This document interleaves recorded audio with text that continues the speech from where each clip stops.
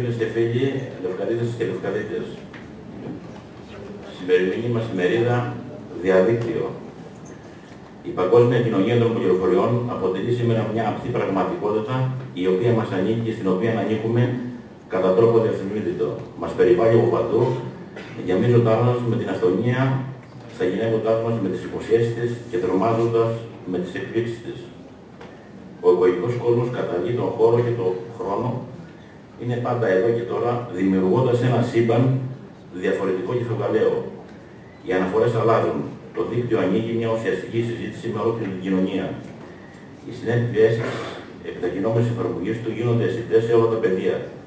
Στις οικογενειακές σχέσεις, στη ψυχολογική συμπεριφορά των ανθρώπων, στην πολιτική οργάνωση, στον κόσμο των επιχειρήσεων και του υπουργείου, στην εκπαίδευση, στον τρόπο που δουλεύουν και διασκεδάζουμε. Χάρη στα δίκτυα, εισαγόμαστε σε ένα είδος παγκοσμίου και πολύμορφου διαλόγου χωρίς εμφανή όρια ή περιορισμούς εκτός από αυτούς που εμείς οι ίδιοι επιβάλλουμε στους εαυτούς μας. Ένα μεγάλο μέρος του χρόνου μας που χρησιμοποιείται στο ίντερνετ αφορά ομαδικές σκέψεις, εναλλακτικές συζητήσεις και φόρουμ γύρω από κάθε είδης θέματα. Ωστόσο, είναι αυτή ακριβώς η ανωνυμία και η πρόσβαση παντού που κάνει πολλούς από τους χρήστες τους να συμπεριφέρονται όπως οι ρεδοπειρατές στο παρελθόν και να κυκλοφορούν στον κυβερνοχώρο σε αναζήτηση μακρινών και αγνών συνομιλητών που τους προτείνουν από ερωτικά ραντεβού ως δοκιμές κρασιών, περνώντας από την πρόσβαση σε κυβερνητικές βιβλιοθήκες, σε τραγούδια ή σε αρχεία πανεπιστημίων.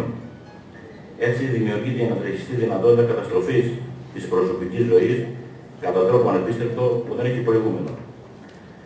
Στα πλαίσια μιας παγκόσμιας κινητοποίησης κυβερνητικών και μη οργανισμών για την ασφαλή χρήση του διαδικτύου και κυρίως για την προστασία των παιδιών, το Ευρωπαϊκό Κοινοβούλιο προχωρεί στην υλοποίηση μιας ευρωπαϊκής εκστρατείας και ενός προγράμματος δράσης, πληροφόρησης και συνειδητοποίησης με χρηματοδότηση από τον προϋπολογισμό της Ευρωπαϊκής Ένωσης για να πληροφορηθούν οι γονείς και όλοι όσοι ασχολούνται με παιδιά, δάσκαλοι, κοινωνική ζωή κλπ. Για τον καλύτερο τρόπο προστασίας των ανηλίκων από την έκθεση σε περιεχόμενο που θα μπορούσε να είναι βλαβερό για την ανάπτυξή τους, έτσι ώστε να εξασφαλιστεί η ευημερία τους.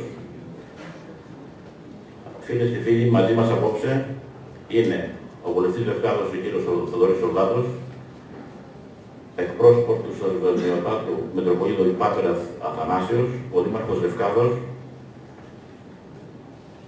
η κυρία Έλενα Ράπτη, βουλευτής της Θεσσαλονίκης, συντονίστρια της εκστρατείας 1 στα 5 του Συμβουλίου της Ευρώπης στην Ελλάδα, ο κύριος Φακιανάκης, ταξίαρχος Οικονομικής Αστυνομίας και Δίωξης Ηλεκτρονικού Εγκλήματος, ο κύριος Αριστίδης Μούρτος, αστυνομικός υποδευθυντής, προϊστάμενος υποδεύθυνσης Δίωξης Ηλεκτρονικού Εγκλήματος, η υπαστυνόμος Κόνστα Βαπρινή, ειδικών καθηκόντων, και ο υπαστυνόμος Παναγιώτης, υπαστυνόμος ειδικών καθηκόντων. Επίσης μαζί μας παρευρίσκονται η αστυνομική υποδεύθυνση, ο διοικητής Εστάτης ΜΣΕΠ, η Περιφερειακή Σύμβουλος η κυρία Καβαδά, οι διευθυντές πρωτοβάθμιας και δευτεροβάθμιας εκπαίδευσης, με συγχωρείτε να ξεχάσω κάτι. Εγώ θα καλέσω για ένα σύντομο χαιρετισμό, κατά πρώτον, τον Εδισμόδοτο τον Πάτερ Αθανάσιο, εκ μέρους του Μερκοντάδου Μητροπολίτη.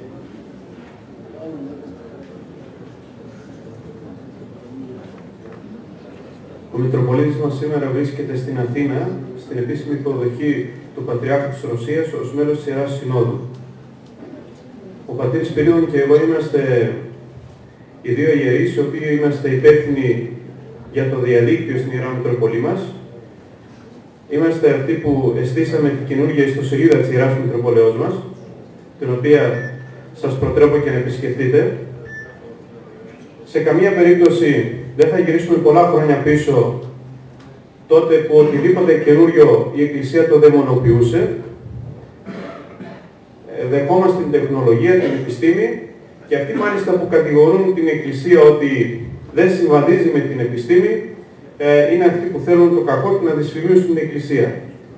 Η επιστήμη είναι αποδεκτή για την Εκκλησία και εκεί που οι επιστήμονες σηκώνουν τα χέρια, τότε η Εκκλησία παίρνει το ρόλο της. Είμαστε ιδιαίτερα χαρούμενοι ως Ιερά Μητρόπολη, αλλά και ως Λευκάδα, που ένα τέτοιο επιτελείο με Πρώτον, τον κύριο Σφακιανάκη βρίσκεται στη Λευκάδα. Είπαμε, πέρασε η εποχή που η Εκκλησία δαιμονοποιούσε τα πάντα, οτιδήποτε καινούριο. Δεχόμαστε τα πάντα λοιπόν ως τεχνολογία, όπως όμως το μαχαίρι έχει δύο όψεις. Η μία είναι αυτή που μπορείς να κόψεις τον άρτο και να ταΐσεις ανθρώπους, και η άλλη όμως είναι αυτή που μπορείς να κάνεις κακό. Έτσι λοιπόν και το διαδίκτυο είναι χρήσιμο και έχει δύο όψεις. Είμαι σίγουρος ότι οι υπεύθυνοι της αστυνομίας σήμερα θα μας δείξουν πώς και θα μας συμβουλέψουν να αποφεύγουμε την άλλη κακή όψη και χρήση του διαδικτύου. Καλώς ήρθατε, σας ευχαριστούμε πολύ. Η κυρία Βουλευτής έχει αναλάβει μια ιδιαίτερη εκστρατεία με την κακοποίηση των ανθρώπων των νέων. Ίσως ο διπλανός μας στη γειτονιά μας, στη δουλειά μας, να είναι άνθρωπος που θέλει τον κακό των παιδιών μας. Αυτές τις ημέρες γίναμε γνώστες τέτοιου περιστατικού στην Αθήνα, κάτι που το οποίο μας ελείπησε όλους. Είναι εδώ λοιπόν όλη αυτή η ομάδα των ανθρώπων για το καλό το δικό μας να μας πληροφορήσουν για μια άλλη πλευρά, η οποία ήταν γνωστή σε εμάς, αλλά εδώ αυτοί θα μας το αναλύσουν οι άνθρωποι με επιστημονικό τρόπο. Να είστε καλά, καλώς ήρθατε στη Λευκάδα μας.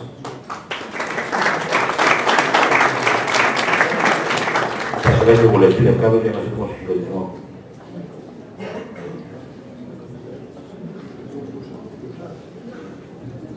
Διασημώνατε πρόσωπε του Μητροπολίτη Λευκάδας, κύριε Δήμαρχε, κύριοι σύμβουλοι, περιφέρειες και Δήμου, εκπρόσωποι των στρατιωτικών αρχών, κυρίες και κύριοι, έχουμε την τιμή σήμερα να φιλοξενούμε στον τόπο μας δύο σημαντικούς και ξεχωριστούς Έλληνες.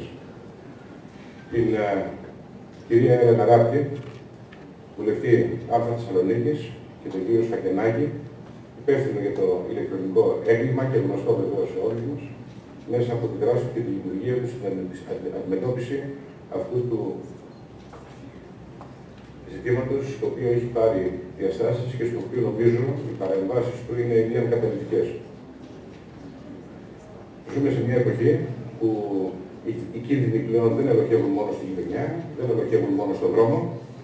Το διαδίκτυο, πέρα από το γεγονός ότι αποτελεί μια εξαιρετική εξέλιξη στον χώρο της τεχνολογίας, είναι και ο χώρος εκείνος που ως λεωφόρος της τεχνολογίας εγκυμονεί και κινδύνους.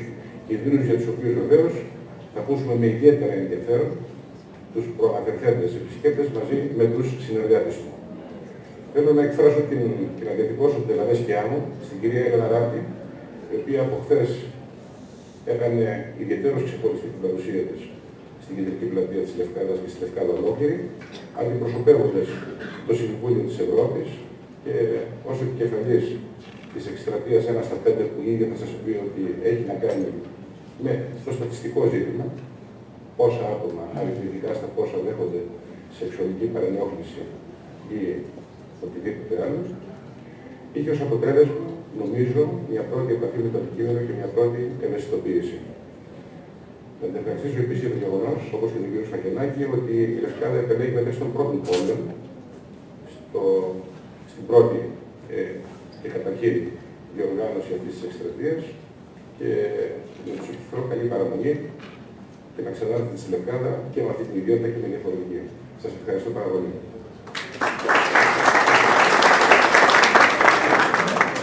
Θα καλέσω τον Αντιδήμαρχο Λευκάδος για ένα σύντομο χαιρετισμό. Καλησπέρα. Αγαπητές κύριοι και κυρίες, αγαπητά παιδιά. Με μεγάλη χαρά καλωσορίζω στο νησί της Λευκάδος την βουλευτή Θεσσαλονίκης, την κυρία Έλενα Ράπτη, με το επιτελείο της, που θα μας μιλήσει για τη δράση 1 στα 5, ένα πρόγραμμα ευρωπαϊκό για την κακοποίηση των παιδιών, και τον ταξίαρχο του οργανωμένου εγκλήματος, κορυφαίο στην Ελλάδα, τον κύριο Σφακιανάκη, με το επιτελείο του, που θα μας μιλήσει για το οργανωμένο έγκλημα στο διαδίκτυο. Σε αυτή τη σύγχρονη εποχή που ζούμε, το διαδίκτυο μας προσφέρει πολλές χαρές, αλλά κρύβει και πολλούς κινδύνους. Αυτή η μερίδα έχει στόχο την ενημέρωση και την πρόληψη από αυτά τα φαινόμενα. Χθες το απόγευμα, στην κεντρική πλατεία, η κυρία βουλευτής Έλενα Ράπτη, με τη βοήθεια εθελοντών του Δήμου, μοίρασε έντυπο υλικό και συζήτησε με πολλά παιδιά και γονείς σχετικά με την κακοποίηση του παιδιού. Θέλω να την ευχαριστήσω την ίδια και τους εθελοντές του Δήμου για τη δράση αυτή. Ενώ μπορούσε, δεν ήταν προγραμματισμένο αυτό το γεγονός, χρησιμοποίησε τον ελεύθερο χρόνο να έρθει κοντά στα παιδιά, κοντά στους Λευκαδίτες για να τους ενημερώσει. Και αυτό την κάνει ακόμα πιο ξεχωριστή. Θέλω να ευχαριστήσω τον Δήμαρχο και το Δημοτικό Συμβούλιο που αποδέχτηκε την πρότασή μας ομόφωνα για να διεξαχθεί αυτή η μερίδα στη Λευκάδα. Ο Δήμος προσπαθεί ό,τι διοργάνωση είναι για τον καλό των παιδιών μας και των δημοτών να τις παίρνει και να τις παρουσιάζει στη Λευκάδα. Εύχομαι αυτή η μερίδα να μας δώσει τα εφόδια σε εμάς και στα παιδιά μας να αποφεύγουμε στο μέλλον κινδύνους. Θέλω να ευχαριστήσω την Γραμματέα Αντιδημαρχίας Εθελοντισμού Σταματέλου Ανθούλα, το δεξί μου χέρι που είναι από τους προτεργάτες αυτής της εκδήλωσης. Ευχαριστώ που είστε όλοι εδώ κοντά.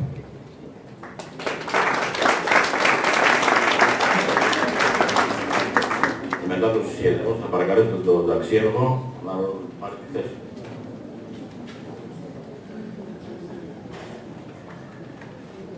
Είναι μεγάλη τιμή και χαρά σήμερα που η ελληνική αστυνομία είναι στη Λευκάδα. Είναι μεγάλη τιμή και χαρά σήμερα που σας βλέπω όλους εσάς μια κατάμεστη αίθουσα με όρθιους, με κόσμο που θέλει να μπει μέσα, αλλά δυστυχώς δεν χωράει. Αυτό δείχνει τη δίψα και την αγάπη που δείχνετε και στο σώμα της ελληνικής αστυνομίας, γιατί εμείς είμαστε οι άνθρωποι οι οποίοι ήρθαμε να σας πούμε τα συν και τα πλήν του διαδικτύου, και για την κυρία Λάμπη, η οποία είναι στην κίνηση 1/5. Ειλικρινά, μέσα από την καρδιά μου, σας ευχαριστώ, γιατί είναι μεγάλη τιμή σήμερα που γίνεται στο πρόσωπό μας. Ευχαριστώ τον κύριο Δήμαρχο, με τον οποίο είχα επικοινωνία και επαφή για να έρθω στο ωραίο νησί της Λευκάδος και με δέχτηκε πολύ χαρά. Ευχαριστώ όλους σας, τον κύριο Βουλευτή που μας καλωσόρισε με τον τρόπο του, τον εκπρόσωπο της Εκκλησίας που ειλικρινά δεν περίμενα αυτή τη θέση από τον εκπρόσωπο της Εκκλησίας και χαίρομαι πολύ, γιατί είναι η πρώτη φορά που δέχομαι αυτή την ωραία θέση από την Εκκλησία, γιατί εμείς εδώ πέρα δεν ήρθαμε να δαιμονοποιήσουμε, κυρίες και κύριοι, το διαδίκτυο. Εδώ εμείς ήρθαμε να σας πιάσουμε από το χέρι, και το εννοώ από το χέρι, να σας δείξουμε το σωστό δρόμο. Δεν μπορεί επειδή κάποιοι δεν ξέρουν να κάνουν χρήση του διαδικτύου να δαιμονοποιήσουμε το διαδίκτυο. Δεν πρέπει επειδή κάποιοι θέλουν να εγκληματίσουν μέσω του διαδικτύου εμείς να το δαιμονοποιήσουμε. Είναι ό,τι χειρότερο. Δεν μπορεί επειδή στον ηλεκτρισμό, όταν βάλεις στην πρίζα ένα καφί, σε σκοτώνει, δεν μπορούμε να καταργήσουμε το φως και τον ηλεκτρισμό. Που ξέρετε τι κάνει. Έτσι λοιπόν είναι και το διαδίκτυο. Όπως πολύ σωστά είπε ο εκπρόσωπος της Εκκλησίας, με το παράδειγμα με το χέρι, έτσι ακριβώς είναι το διαδίκτυο. Έχει 98% θετικά και 2% αρνητικά. Άρα εμείς απόψε ήρθαμε εδώ για να σας πούμε δυστυχώς τα αρνητικά. Και μέσα από τα αρνητικά θα βγει η ασφαλής πλοήγηση του διαδικτύου.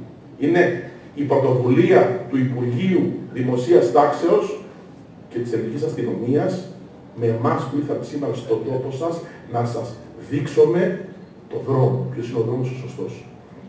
Γιατί αυτή τη στιγμή κάποιοι θέλουν να παραπληροφορήσουν τον κόσμο και κάποιοι θέλουν να σας στολώσουν τα νερά. Εμείς όμως ήρθαμε εδώ για να καθαρίσουμε τα νερά, για να σας πούμε τα συν και τα πλήν και μέσα από εμάς να μάθετε ποια είναι η αλήθεια για το διαδίκτυο. Θα πρέπει όλοι σας να είστε στο διαδίκτυο. Αυτό είναι το μήνυμα το δικό μας.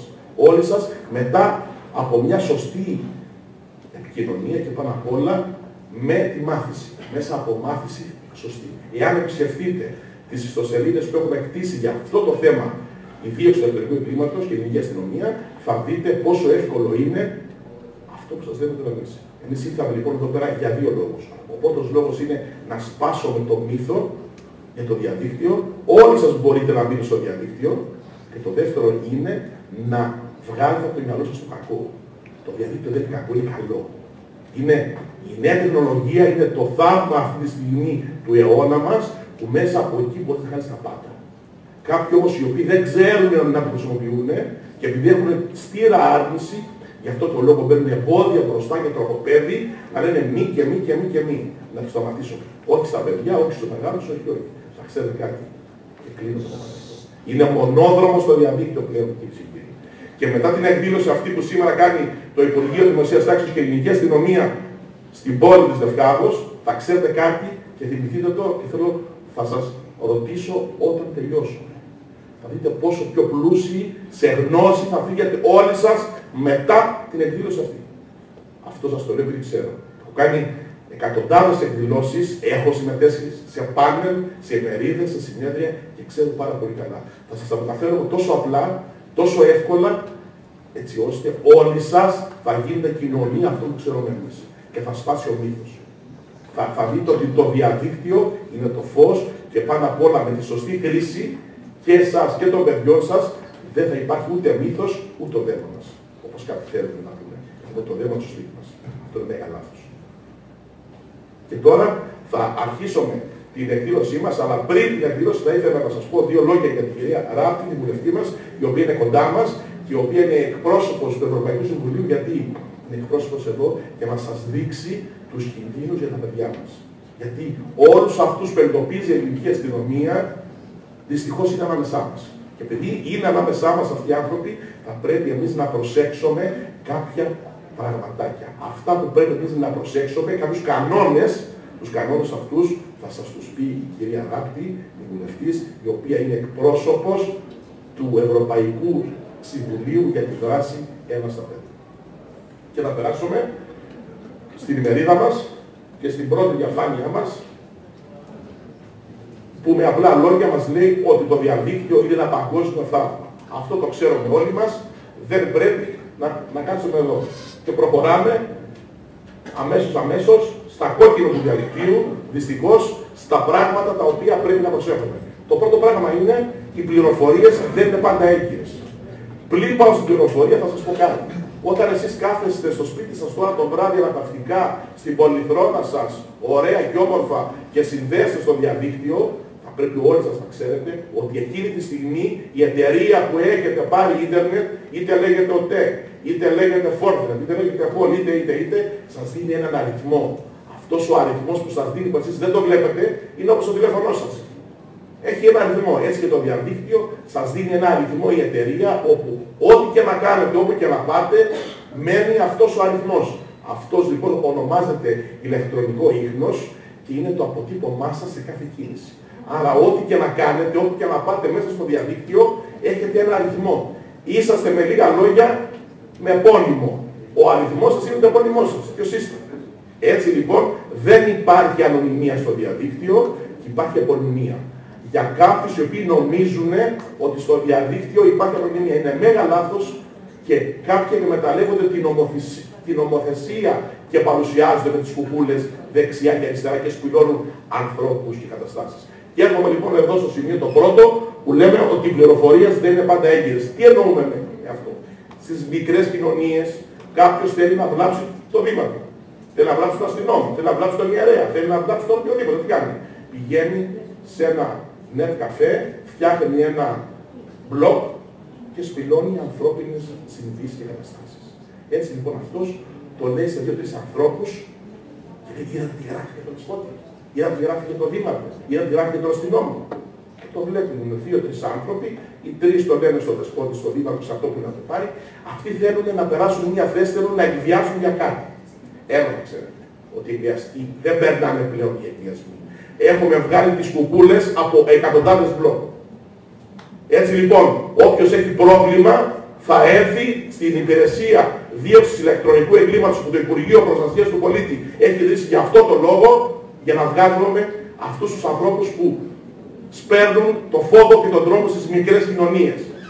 Δεν είναι δυνατόν σήμερα να εκφοβίζουμε τον κόσμο λέγοντας ότι το έγραψε το ίντερνετ. Ποιο ίντερνετ το έγραψε? Εμείς το γράφουμε, κυρίες και κύριοι. Όταν λοιπόν ακούς κάποιον και λέει ότι το διάβασαν στο ίντερνετ, το έγραψε το ίντερνετ, δεν γράφει το ίντερνετ. Εμείς γράφουμε. Εμείς βάζουμε τη λάσπη. Άρα το πρώτο κόκκινο είναι ένα. Οι πληροφορίες που διαβάζετε στο διαδίκτυο είναι από ανθρώπους, από εμάς. Γιατί ο κόσμος δεν ξέρει, νομίζει ότι το ίντερνετ είναι ένας σοφός που γράφει. Δεν είναι σοφός το ίντερνετ. Εμείς είμαστε το ίντερνετ. Και για να στήσεις μια αισθητία θέλεις 1 λεπτό με 2. Για αυτούς που ξέρουν είναι λίγα πράγματα. Άρα με απλά λόγια Ό,τι διαβάζουμε στο διαδίκτυο το γράφουμε εμείς. Και οι πληροφορίες πρέπει να δηλίζονται. Πού το διάβασες και για ποιο λόγο έχει γίνει αυτή η ιστοσελίδα. Υπάρχουν έγκαιρες ιστοσελίδες που μπορούμε να ενημερωνόμαστε και πάνω απ' όλα είναι λάθος να ρίχνουμε λάσπη σε ανθρώπους και να διαδίδουμε τη λάσπη. Η υπηρεσία μας είναι 24 ώρες το 24ωρο ανοιχτή και μπορεί οποιοσδήποτε να έρθει να κάνει καταγγελία. Και το δεύτερο κόκκινο, το οποίο είναι βασικό για τα παιδιά μας, όποιο αρχείο δημοσιεύεται μένει στο διαδίκτυο για πάντα. Αυτό είναι για τους μικρούς μας φίλους, πιο πολύ. Ερχόμαστε τώρα στα κοινωνικά δίκτυα, στο Facebook. Πηγαίνουν τα μικρά παιδιά 15-16 χρονών και γράφουν πράγματα που δεν πιστεύουν. Γράφετε πράγματα στο διαδίκτυο που δεν έχετε σχέση, αλλά το γράφετε για μαγιά, το γράφετε για να περάσετε μια θέση, το γράφετε για κάποιους λόγους. Όμως αυτά όλα μαζεύονται, δεν σβήνουν αυτά. Και εσύ να το σβήσεις, το έχουν αρπάξει αυτοί που πρέπει να το αρπάξουν. Και όταν μετά από 10 χρόνια πας να βρεις δουλειά, εκτός στο βιογραφικό σου, θα πηγαίνει και ένα ανώνυμο βιογραφικό που έχουν κάποιες εταιρείες συμβούλων και το πάνε στην εταιρεία που θες εσύ να πας. Και ενώ είσαι ο πρώτος και πιστεύεις ότι θα μπεις στη δουλειά αυτή, δεν σε παίρνουν. Γιατί στα 16 σου είχες γράψει κάτι που αυτό τους φοβίζει να σε προσλάβουν στην εταιρεία τους. Αυτά σας τα λέω γιατί αυτά είναι αποφθέγματα ψυχής. Αυτά που σας λέω είναι εμπειρίες και τα έχουμε βιώσει και τα βιώνουμε. Με απλά λόγια θα ξέρετε όλοι σας κάτι. Στο διαδίκτυο ό,τι γράφετε μένει. Και δυστυχώς τα μικρά παιδιά θα το βρουν μπροστά τους γιατί θα πάνε να βρουν μια δουλειά. Η δουλειά αυτή που θα βρουν θα συσχετιστεί με αυτά που έχουν γράψει. Τότε και έτσι θα προσληφθούν. Γι' αυτό το λόγο προσέχουμε για να έχουμε. Γι' αυτό το λόγο προσέχουμε τι γράφουμε στο διαδίκτυο. Και δεν κάνουμε μαγιές με την προσωπικότητά μας. Γιατί μπορεί στα 16-17 να κάνω τον πονηρό και τον ωραίο, αλλά στα 28 που θα θέλω μια δουλειά, τότε θα ζωήσω. Μπαίνουμε στα στατιστικά μας. Με απλά λόγια, το 55% των Ελλήνων, 53,6% έχει διαδίκτυο και το 93% των νέων ανθρώπων είναι καθημερινά μέσα στο ίντερνετ. Αυτό λέει πολλά. Πάμε καλά, οι νέοι άνθρωποι είναι μέσα στην τεχνολογία. Και ερχόμαστε σε μια εικόνα. Τι συμβαίνει σε ένα λεπτό στο διαδίκτυο. Εγώ θα σας πω 2-3 πράγματα απλά. 250 εκατομμύρια email, γράμματα, επικοινωνίες γίνονται το λεπτό χωρίς να πληρώσουν φράγκο, δραχμή. Δωρεάν. Επικοινωνίες δωρεάν. Δεύτερον, βασικότερο, ότι 5 τρισεκατομμύρια δολάρια μεταφέρονται μέσω του διαδικτύου κάθε μέρα. Όλη η οικονομία παγκόσμια. Όλος ο κόσμος έχει μεταφερθεί στο διαδίκτυο. Αυτά τα οποία μας προσφέρει η θετική προσφορά που βλέπετε αυτή τη στιγμή εδώ του διαδικτύου είναι απίστευτη. Και σας είπα 98% τα θετικά του. Γνώση, εκπαίδευση, πληροφορίες, επικοινωνία, ενημέρωση, ψυχαγωγία, διασκέδαση, αγορές, ταξίδια, τα πάντα. Θέλει κάποιος να πάει στη Λευκάδα και είναι στην Αυστραλία. Με 2 κλικ είναι στη Λευκάδα. Έχει φτιάξει όλο το τεχνολογικό. Ή θέλετε εσείς να πάτε από τη Λευκάδα σας στην Αυστραλία, στην Αμερική. Με 2 κλικ σας το OK. Στην καλύτερη τιμή, στο καλύτερο μέρος, στο καλύτερο ξενοδοχείο. Όλα μέσα από τα δίκτυα πλέον. Είναι αναλφαβητισμός να μην γνωρίζετε τις βασικές αρχές του ίντερνετ πλέον σήμερα. Έτσι λοιπόν, τα θετικά του είναι εκατοντάδες. Και δεν πρέπει να ξεχνάμε ότι το διαδίκτυο με τη σωστή χρήση είναι ένα υπέροχο εργαλείο. Και μπαίνουμε δυστυχώς στις κακοτοπιές του ίντερνετ που γι' αυτό το λόγο εμείς ήρθαμε σήμερα εδώ με το επιτελείο μου και με την κυρία Αράπτη.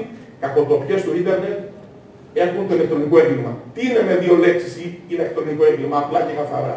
Έγκλημα ηλεκτρονικό είναι αυτό που γίνεται με τη χρήση υπολογιστών και διαδικτύου. Όποια κακόβουλη πράξη γίνεται με τη χρήση υπολογιστών και διαδικτύου, αυτό λέγεται ηλεκτρονικό έγκλημα. Ένα απλό παράδειγμα, όταν εγώ θέλω να σπηλώσω κάποιον και γράφω μέσα στο διαδίκτυο πράγματα, κάνω το έγκλημα της συκοφαντικής δυσφήμισης μέσω του ίντερνετ. Όταν εγώ θέλω, μιλάμε, να κάνω μια κακόβουλη πράξη, π.χ.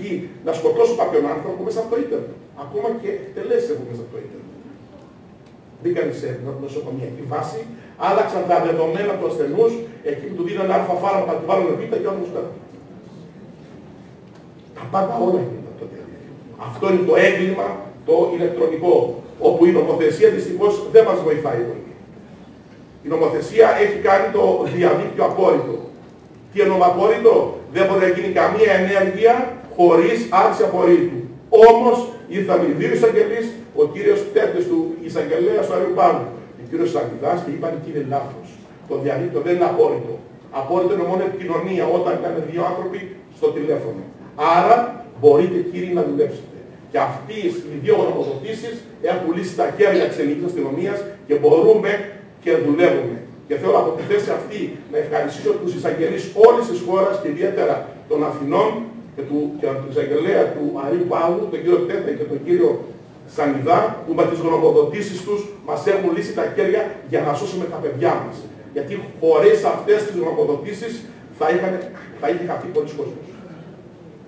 Και μπαίνουμε στην κακόβουλη χρήση του διαδικτύου, που εδώ θα αναλύσουν και οι συνεργάτες μου. Παιδική πορνογραφία, cyberbullying, εθισμός, προσωπικά δεδομένα, απάτες μέσω ίντερνετ. Αυτές είναι σε γενικές γραμμές οι δραστηριότητες της υπηρεσίας μας που κάνουμε καθημερινά για την εξυγνίαση των εγκληματικών πράξεων. Και μπαίνουμε στην παιδική πορνογραφία. Πριν αρχίσουμε την ανάλυση, θα ήθελα να δώσω το λόγο στην κυρία Ράπτη, όπου η κυρία Ράπτη, μέσα από την εισήγησή της, θα σας δείξει με ποιους τρόπους εσείς πρέπει να προσέχετε τα παιδιά σας. Δεν μπορώ να πω πιο πολλά πράγματα. Έχω εδώ την κυρία Βουλευτή, η οποία θα δώσει το στίγμα της. Σας ευχαριστώ πολύ κύριε Σπακιανάκη. Πρωτίστως γιατί δεχτήκατε να συμμετέχω σε αυτή την περιοδία σας ανά την Ελλάδα. Είναι πολύ σημαντικό το ότι βρισκόμαστε σήμερα εδώ και ενημερώνουμε τους πολίτες. Θέλω να ευχαριστήσω τον Δήμαρχο για την υπέροχη φιλοξενία του, αλλά και τον κύριο Ζουριδάκη, τον Αντιδήμαρχο, που μας βοήθησε πάρα πολύ χθες στο να στήσουμε ένα καλέσθητο στάντ στην πλατεία της Λευκάδας προκειμένου να ενημερώσουμε τους πολίτες. Και στο πλευρό μας είχαμε υπέροχες εθελόντριες, τις ευχαριστώ θερμά για την προσφορά τους.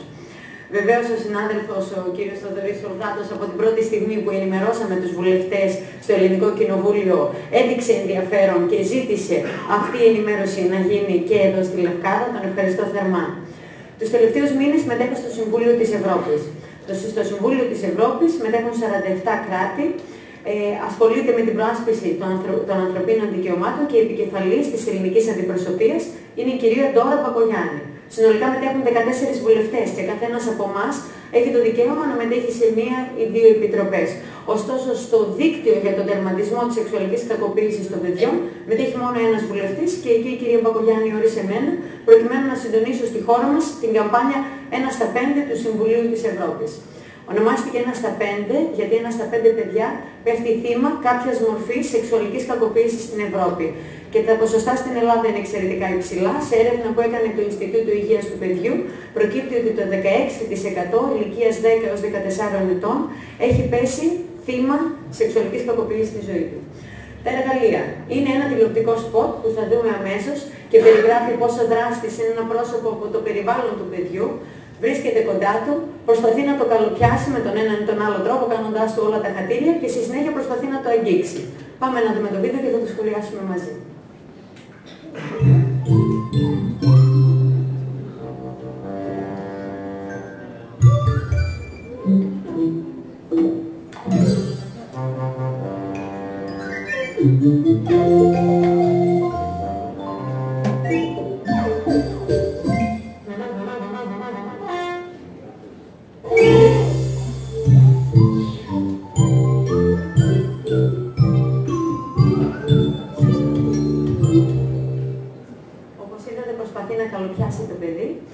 Και αρχίζει να το αγγίζει σταδιακά. Λίγο στο κεφάλι, στο πρόσωπο, στο χεράκι και αμέσως μετά στην περιοχή όπου είναι το εσώρουχο. Τότε το παιδί θυμώνει, αντιδρά και φεύγει. Αυτό είναι που πρέπει να διδάξουμε σε όλα τα παιδιά. Αυτό είναι σύμφωνα με το Συμβούλιο της Ευρώπης ο κανόνας του εσώρουχου. Το επόμενο έντυπο που μας παρέχει το Συμβούλιο της Ευρώπης είναι ένα παραμύθι. Το παραμύθι που μοιράζαμε και χθες στην πλατεία. Είναι ένα παραμύθι που περιγράφει με παρόμοιο τρόπο την ιστορία του Κίκος που μόλις είδατε στο σποτάκι, πιο αναλυτικά, και το Συμβούλιο της Ευρώπης μας παρακινεί να διαβάσουμε αυτό το παραμύθι στα παιδιά λίγο πριν από τον ύπνο, ούτως ώστε να το γλιτώσουμε από το χειρότερο του εφιάλτη. Όπως βλέπετε εδώ, παίζει μαζί του, του προσφέρει γλυκά και σταδιακά το αγγίζει. Τη στιγμή που πάει να το αγγίξει στο εσώρουχο, ο Κίκο θυμώνει, αντιδρά και φεύγει. Και αυτό είναι το μήνυμα που πρέπει να περάσουμε σε όλα τα παιδιά. Το επόμενο εργαλείο που μας δίνει το Συμβούλιο της Ευρώπης αφορά την ενημέρωση των γονέων. Οι γονείς που καλούνται να διδάξουν στο παιδί τον κανόνα του εσώρουχου. Σας το έχουμε ήδη μοιράσει. Ουσιαστικά δείχνει πώς να εξηγήσουμε στα παιδιά ότι κανείς δεν μπορεί να αγγίζει ή να χαϊδεύει ένα παιδί στα σημεία εκείνα του σώματός του που κατά κανόνα καλύπτονται από τα εσώρουχα, ούτε βεβαίως τα παιδιά επιτρέπονται να αγγίζουν το σώμα των άλλων, να μάθουν τα παιδιά, να διδάξουμε στα παιδιά ότι το σώμα τους ανήκει, ότι υπάρχουν καλά και κακά μυστικά, ότι υπάρχουν καλά και κακά αγγίγματα. Κανείς δεν μπορεί να αγγίξει το σώμα τους χωρίς την άδειά τους. Τα παιδιά έχουν δικαίωμα να αρνηθούν ακόμα και ένα φιλί ή ένα χάδι. Πρέπει να μάθουν να λένε όχι αμέσως σε περίπτωση ανάρμοστης συμπεριφοράς και να αποφεύγουν καταστάσεις που απειλούν την ασφάλειά τους. Βεβαίως, αν κάτι προκύψει, πρέπει αμέσως να ενημερώσουν τον ενήλικα που εμπιστεύονται. Καλό άγγιγμα και κακό άγγιγμα. Παιδιά ηλικίας 3, 4, 5 ετών δεν μπορούν να διαχωρίσουν πότε ένα άγγιγμα είναι καλό ή κακό, διότι προέρχεται από το ίδιο πρόσωπο που αγαπούν και εμπιστεύονται. Έτσι λοιπόν οι γονείς θα πρέπει να εξηγήσουν πως δεν είναι σωστό να κοιτάζει ή να αγγίζει κανείς τα απόκρυφα σημεία του σώματός τους, ούτε να τα ζητάει να δουν ή να αγγίξουν αυτά τα σημεία στο σώμα κάποιου άλλου. Εμφανές όριο για να θυμούνται τα παιδιά είναι το εσώρουχο. Και αυτό προτιμήθηκε από το Συμβούλιο της Ευρώπης από το να μπει κανείς σε ορολογία ιατρική για να εξηγήσει στο παιδί την ευαίσθητη περιοχή. Καλά και κακά μυστικά. Ακριβώς επειδή η μυστικότητα αποτελεί όπλο των δραστών, είναι σημαντικό να εξηγήσουμε σε ένα παιδί ότι καλό είναι ένα μυστικό, για παράδειγμα, θα κάνουμε πάρτι έκπληξη στη μαμά γιατί έχει τα γενέθλιά της. Κακό όμως είναι κάθε μυστικό που δημιουργεί άγχος, αμηχανία ή στεναχώρια. Και σε αυτή την περίπτωση, εφόσον αυτό το μυστικό δεν θεωρείται καλό, δεν θα πρέπει να το κρατούν ως μυστικό, αλλά θα πρέπει να το πούν σε κάποια ενήλικα που εμπιστεύονται. Η πρόληψη και η προστασία είναι ευθύνη των ενηλίκων και επειδή τα κακοποιημένα παιδιά νιώθουν συνήθως αισθήματα ντροπής, ενοχής και φόβου, οι ενήλικες θα πρέπει να εξασφαλίσουν ότι τα παιδιά τους γνωρίζουν σε ποιον απευθυνθούν σε περίπτωση που ανησυχούν, στεναχωριούνται ή θλίβονται. Θα πρέπει να είναι προσεκτικοί και ιδιαίτερα δεκτικοί με τα συναισθήματα και τη συμπεριφορά των παιδιών. Γιατί τα παιδιά θα πρέπει να νιώθουν ότι μπορούν ανά πάσα στιγμή να συζητήσουν με τους γονείς τους. Ενημέρωση, καταγγελίες και αποκάλυψη στοιχείων. Τα παιδιά θα πρέπει να έχουν σαφείς οδηγίες για το ποιοι αποτελούν το δίκτυο της ασφάλειάς τους. Καλό είναι το ένα πρόσωπο να βρίσκεται μέσα στην οικογένεια και το άλλο πρόσωπο έξω από την οικογένεια. Δηλαδή να μην προέρχεται από τον άμεσα οικογενειακό κύκλο. Θα πρέπει να γνωρίζουν πώς να αποταθούν για βοήθεια σε ένα τέτοιο δίκτυο ασφάλειας και εμπιστοσύνης. Στην πλειοψηφία τους οι δράστες είναι γνωστοί. Είναι πρόσωπο από το στενό, συγγενικό, οικογενειακό ή και φιλικό περιβάλλον. Είναι ένα πρόσωπο που το παιδί γνωρίζει και εμπιστεύεται. Γι' αυτό το λόγο είναι δύσκολο να καταλάβει ότι αυτό το πρόσωπο θα επιχειρήσει να τα βλάψει. Γι' αυτό στο σπίτι θα πρέπει να υπάρχει ως κανόνας ότι το παιδί ενημερώνει αν κάποιος του προσφέρει τακτικά δώρα. Επίσης, αν κάποιος του ζητάει να κρατούν μυστικά. Ο δράσης επιδιώκει να ζητά από το παιδί να κρατήσει μυστικά, ώστε να το κάνει να νιώσει συνένοχο σε αυτό που γίνεται, αλλά και βεβαίως για να μην αποκαλυφθεί αυτό που το παιδί βιώνει. Και το τρίτο, επίσης πολύ σημαντικό, ο δράσης προσπαθεί να απομονώσει το παιδί στο ίδιο σπίτι σε κάποιο άλλο χώρο. Γι' αυτό το λόγο, όταν αυτά τα τρία συμβαίνουν, το παιδί θα πρέπει να ενημερώνει το γονιό. Όταν ο δράσης είναι άγνωστος, νομίζω εδώ ισχύουν λίγο πολύ οι οδηγίες που παίρναμε και εμείς από τους γονείς μας, ότι δεν πρέπει να επιβιβάζονται ποτέ τα παιδιά σε αυτοκίνητο ατόμου που δεν γνωρίζουν, ούτε να δέχονται δώρα ή προσκλήσεις από αγνώστους. Βοήθεια. Θα πρέπει να γνωρίζουν τα παιδιά ότι μπορούν να πάρουν βοήθεια από ομάδες επαγγελματιών, από ειδικά κέντρα και από τηλεφωνικές γραμμές, τις οποίες θα σας αναπτύξω στη συνέχεια. Ο λόγος ύπαρξης του κανόνα είναι πολύ απλός, ώστε να μην συμβεί στο δικό σου παιδί. Ξέρετε, καμία μητέρα δεν νομίζει ότι θα συμβεί στο δικό της παιδί. Τα κρούσματα όμως είναι πολλά. 1 στα 5 παιδιά. Μπορεί να συμβεί σε οποιοδήποτε παιδί, ανεξάρτητα από το φύλο του, την ηλικία, τη φυλή, την κοινωνική τάξη ή τη θρησκεία. Και συχνότατα, το λέμε και το ξαναλέμε, ο δράστης είναι ένα άτομο που το παιδί γνωρίζει και εμπιστεύεται. Τι πρέπει να κάνουμε εμείς οι γονείς, οι δαιμόνες, σε περίπτωση που υποψιαζόμαστε κακοποίηση? Πρωτίστως θα πρέπει να διαβεβαιώσουμε το παιδί ότι θα ασχοληθούμε με το θέμα και ότι θα το βοηθήσουμε, ότι θα σταθούμε στο πλευρό του, γιατί ήδη του ήταν αρκετά δύσκολο να έρθει και να το πει σε εμάς. Δευτερευόντως, να επικοινωνήσουμε με έναν ψυχολόγο, γιατρό ή κοινωνικό λειτουργό, ακόμα και με την αστυνομία, με έναν ειδικό επιστήμονα που θα μας καθοδηγήσει. Δεν πρέπει να θυμώσουμε με το παιδί, δεν πρέπει να το κάνουμε να νιώσει ότι φταίει, ότι έκανε κάτι κακό. Γι' αυτό το λόγο το Συμβούλιο της Ευρώπης μας συμβουλεύει να ρωτήσουμε το παιδί τι έγινε και πότε, αλλά όχι γιατί. Διότι στο ερώτημα γιατί θα νιώσει συνένοχο, θα κλειστεί στον εαυτό του και δεν θα αποκαλύψει αυτό που βιώνει. Να μην δείξουμε την ταραχή μας και να μην βγάλουμε βιαστικά συμπεράσματα. Υλικό και πληροφορίες. Υπάρχει το τηλεοπτικό σποτ, το παραμύθι, αφήσεις και κάρτες. Έχουμε ιστοσελίδα που έχουμε αναρτήσει όλο το υλικό. Μπορείτε να το προμηθευτείτε. Και βεβαίως το έντυπο που σας έχω μοιράσει με τις ανοιχτές γραμμές επικοινωνίας υπάρχει και το δικό μου προσωπικό email, όποιος από εσάς επιθυμεί περισσότερο υλικό. Είτε ηλεκτρονικά όλο το υλικό που σας παρουσίασα, είτε έντυπο υλικό, μπορείτε να επικοινωνήσετε και να σας το στείλουμε εκεί και όταν το χρειάζεστε. 7 τηλεφωνικές γραμμές, πολύ σημαντικές. Μπορεί να απευθυνθεί η μαμά, αλλά μπορεί να απευθυνθεί και το ίδιο το παιδί που μπορεί να βιώνει κακοποίηση. Θα πάρει εξειδικευμένη πληροφόρηση για όλα τα βήματα, για ό,τι χρειάζεται, ψυχολογική, νομική, ιατρική και βεβαίως η πιο κρίσιμη παρέμβαση της αστυνομίας από τη δίωξη ηλεκτρονικού εγκλήματος. Είναι πολύ σημαντικό γιατί θα δώσουν όλες τις απαραίτητες πληροφορίες που χρειάζεται ένα παιδί ακόμα και πριν βρει το θάρρος για να καταγγείλει το περιστατικό. Να ξέρει ποια θα είναι τα επόμενα βήματα. Συναντήσεις που έκανα μέχρι σήμερα στο πλαίσιο της καμπάνιας προκειμένου να ενισχύσω τις συνεργασίες. Να σας πω ότι ο πρόεδρος της Βουλής, ο κ. Μημαράκης, στηρίζει αυτή την καμπάνια και το τυπογραφείο της Βουλής είναι που τυπώνει τα έντυπα που μόλις σας μοίρασα.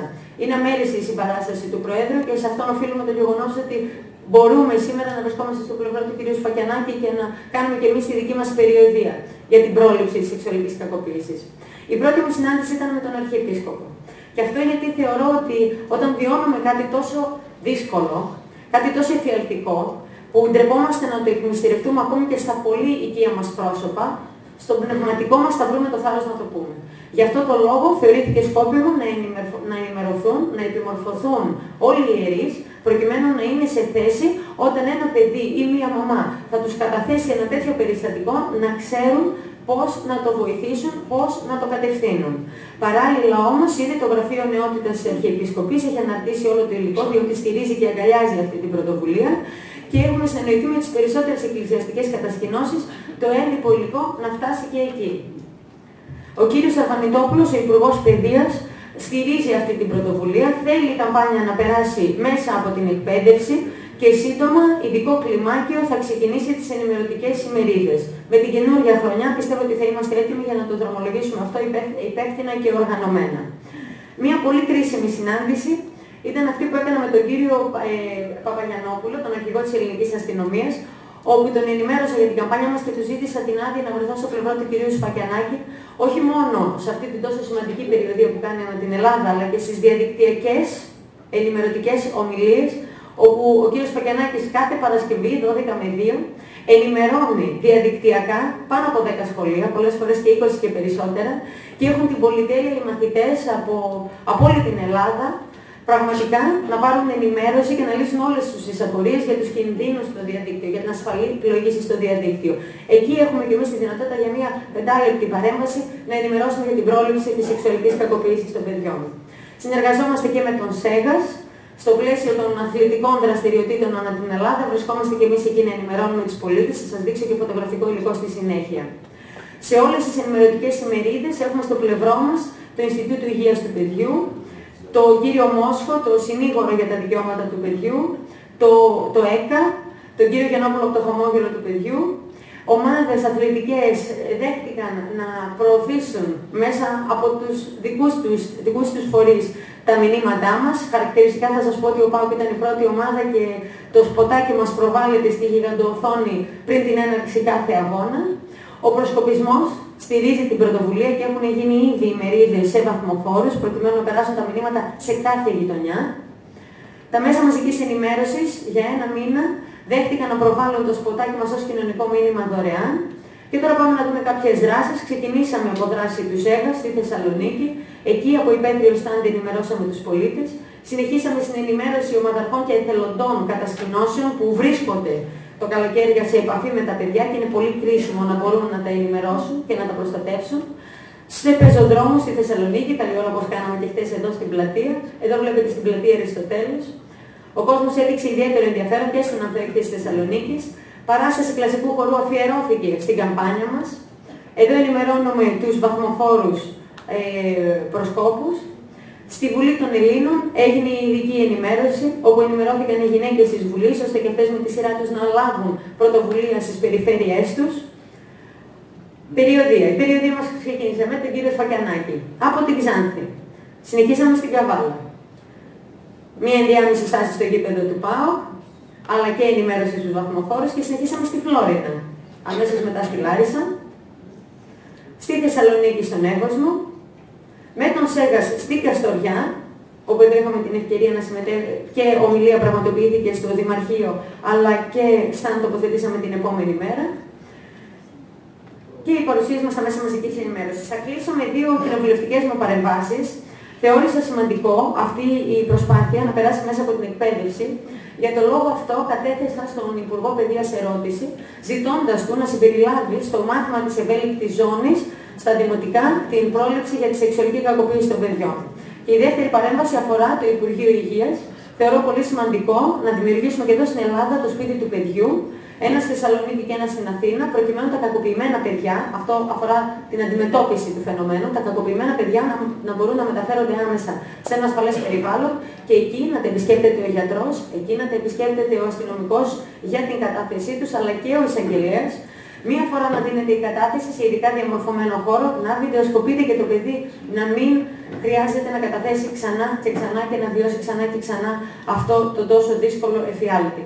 Με αυτές τις σκέψεις εγώ θα κλείσω την τοποθέτησή μου και θα ζητήσω από τον κύριο Σφακιανάκη να με αποδεσμεύσει, αν έχω την άδειά του, έστω για μία φορά μόνο, επειδή θα πρέπει να επιστρέψω στην Αθήνα αμέσως μετά, διότι αύριο το πρωί, πολύ νωρίς, πετάω για τη Γαλλία, διότι εκεί συνεδριάζει το δίκτυο για τον τερματισμό της σεξουαλικής κακοποίησης των παιδιών και πρέπει να τις παρουσιάσω όλες τις δράσεις που έχουμε κάνει και να πάρω περισσότερη ενημέρωση για τα επόμενα βήματα σε ό,τι αφορά την καμπάνια στη χώρα μας. Σας ευχαριστώ πάρα πολύ για την προσοχή σας.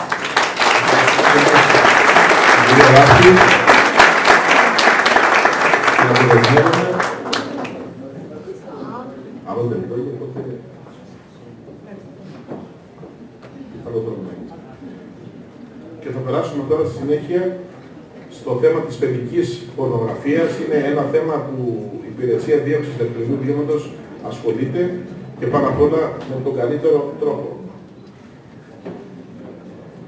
Για το κομμάτι αυτό, με το οποίο έχουμε ασχοληθεί κατά πόρον και έχουμε δώσει τη ζωή μας όλοι, θα ήθελα να σας πω κάτι, ότι η νομοθεσία το 2007 και μετά που έγινε στη χώρα μας για την παιδική πορνογραφία είναι από τις καλύτερες στην Ευρώπη. Η ελληνική αστυνομία έχει προμηθευτεί τα καλύτερα συστήματα και εντοπίζονται αυτοί που διακινούν υλικό παιδικής πορνογραφίας οποιαδήποτε ώρα και στιγμή. 24 ώρες το 24ωρο γίνεται έλεγχος σε όλα τα δίκτυα της χώρας με το νέο πρόγραμμα που έχουμε πάρει για εντοπισμό των ανθρώπων αυτών. Με λίγα λόγια, έχουμε να επιδείξουμε έργο, έχουμε συμμετάσχει σε δεκάδες επιχειρήσεις Interpol και Europol και παράλληλα είμαστε μία από τις καλύτερες αστυνομίες στον κόσμο στο θέμα της σπάναξης του φαινομένου της παιδικής πορνογραφίας. Ο υπαστηνόμος κ. Χατζηπαναγιώτης θα μας δώσει το κομμάτι αυτό. Καλησπέρα και από μένα. Πάμε λίγο να δούμε το κομμάτι της παιδικής πορνογραφίας. Δυστυχώς η παιδική πορνογραφία έχει κρατήσει πλέον μια σύγχρονη μάστιγα. Γι' αυτό ακριβώς το λόγο και η υπηρεσία μας έχει ιδρύσει ένα τμήμα το οποίο ασχολείται αποκλειστικά με την προστασία των παιδιών μας. Στο κομμάτι αυτό η υπηρεσία μας έχει δώσει πολύ σημαντικό έργο και πέρα από την παιδική πορνογραφία είχαμε πρόσφατα, θα γνωρίζετε, μια εξαφάνιση 13χρονης. Η υπηρεσία μας είχε συνδράμει στο έργο αυτό, είχε βοηθήσει μέσω των ηλεκτρονικών κοινών. Τώρα, όσον αφορά το κομμάτι της παιδικής πορνογραφίας, όπως είπε ο κ. Ταξίαρχος, το 2000 και μετά με την αλλαγή της νομοθεσίας έγινε πιο εύκολο πλέον η σύλληψη των δραστών, καθώς πλέον τιμωρείται και η απλή καταστοχή αρχείων παιδικής πορνογραφίας. Το ευχάριστο είναι ότι μέχρι τουλάχιστον σήμερα δεν έχει αναφερθεί η παραγωγή τέτοιου υλικού στη χώρα μας. Τώρα, πάμε λίγο να δούμε πώς δρούν τα κυκλώματα. Στη δική μας ζωολογία, οι παιδόφιλοι ονομάζονται λόγω καιροπρακτικά. Αυτοί λοιπόν προσπαθούν να έρθουν σε επαφή με τα ανήλικα θύματά τους, κυρίως μέσω των μέσων κοινωνικής δικτύωσης. Ο πιο συνηθισμένος πλέον και ο πιο γνωστός είναι το κυρίως το Facebook. Αφού λοιπόν μάθουν κάποια βασικά στοιχεία για τα παιδιά, προσπαθούν σιγά σιγά να αποκτήσουν την εμπιστοσύνη τους και να μάθουν κάποια πιο προσωπικά στοιχεία, όπως για παράδειγμα τόπος διαμονής, κάποιο τηλέφωνο ή κάποια διεύθυνση κατοικίας. Και σιγά σιγά ο απότερος στόχος τους είναι να πείσουν το παιδί να τους αποστείλει υλικό είτε με τη μορφή φωτογραφιών είτε με τη μορφή βίντεο. Θα πρέπει να ξέρετε ότι στο κομμάτι της παιδικής πορνογραφίας η υπηρεσία μας έχει κάνει πάρα πολλές ενέργειες. Πλέον με το σύγχρονο υλικό που έχουμε, τα προγράμματα και την τεχνογνωσία, μπορούμε να κάνουμε διεθνές επιχειρήσεις και πλέον είμαστε σε θέση να στέλνουμε και εμείς επιχειρήσεις διεθνείς τους ανθρώπους μας στο εξωτερικό για να προβαίνουν στις απαιτούμενες ενέργειες. Ενδεικτικά θα δείτε κάποιες διεθνείς αστυνομικές επιχειρήσεις που έχει λάβει μέρος και η Ελλάδα με πολλά αποτελέσματα. Και αν θέλετε να αναφερθούμε λίγο στα στατιστικά, από το 2004 έως και σήμερα έχουν εμπλακεί στο κομμάτι της παιδικής πορνογραφίας 801 άτομα και έχουν συλληφθεί είτε για απλή κατοχή υλικού παιδικής πορνογραφίας, είτε για κατοχή και διακίνηση. Και οι ηλικίες των συλληφθέντων ήταν από 17 έως και 72 ετών. Στη συνέχεια θα περάσουμε στο cyberbullying. Το cyberbullying είναι μία νέα μάστιγα, αφορά τα παιδιά μας και αφορά την τρομοκρατία που γίνεται σήμερα στα σχολεία. Παλιά, πριν κάποια χρόνια, πριν 7-8 χρόνια, η καζούρα μεταξύ των μαθητών ήταν ζωντανή, δηλαδή ήταν διαζώσεις. Πήραζε ο ένας τον άλλο μαθητής, κάνουν την πλάκα τους και ήταν εκεί όλα καλά. Τώρα όμως με τα νέα μέσα, με τα δίκτυα επικοινωνίας και με το διαδίκτυο, η παλιά καζούρα που λέγαμε εμείς, η πλάκα που κάναμε με απλά λόγια, έχει γίνει cyberbullying, όπως το βλέπετε εδώ, και έχει γίνει μάστιγα, δυστυχώς, σε όλο τον κόσμο. Είναι ένα νέο φαινόμενο που, ένα μόνο θα σας πω, 25.000 παιδιά καθημερινά σε όλο τον κόσμο δεν θέλουν να πάνε στο σχολείο. Αυτό λέει πολλά. Είναι τα λεγόμενα ηλεκτρονικά πειράγματα που άμα είναι ένα απλό πείραγμα έχει καλός. Όπως δυστυχώς δεν μένουν στο απλό πείραγμα, γίνεται μάστιγα για την οικογένεια, γίνεται ο φόβος και ο τρόμος για πολλές οικογένειες και στη χώρα μας. Που ένα θα σας πω, με μία κοπέλα 16 ετών η οποία δέχτηκε μία ηλεκτρονική παρενόχληση, της πήραν τη φωτογραφία μέσα από το διαδίκτυο, της τη μόνταρα σε ερωτικές σκηνές και στη συνέχεια η κοπέλα καταλαβαίνετε ότι στο σχολείο δεν ξαναπήγε.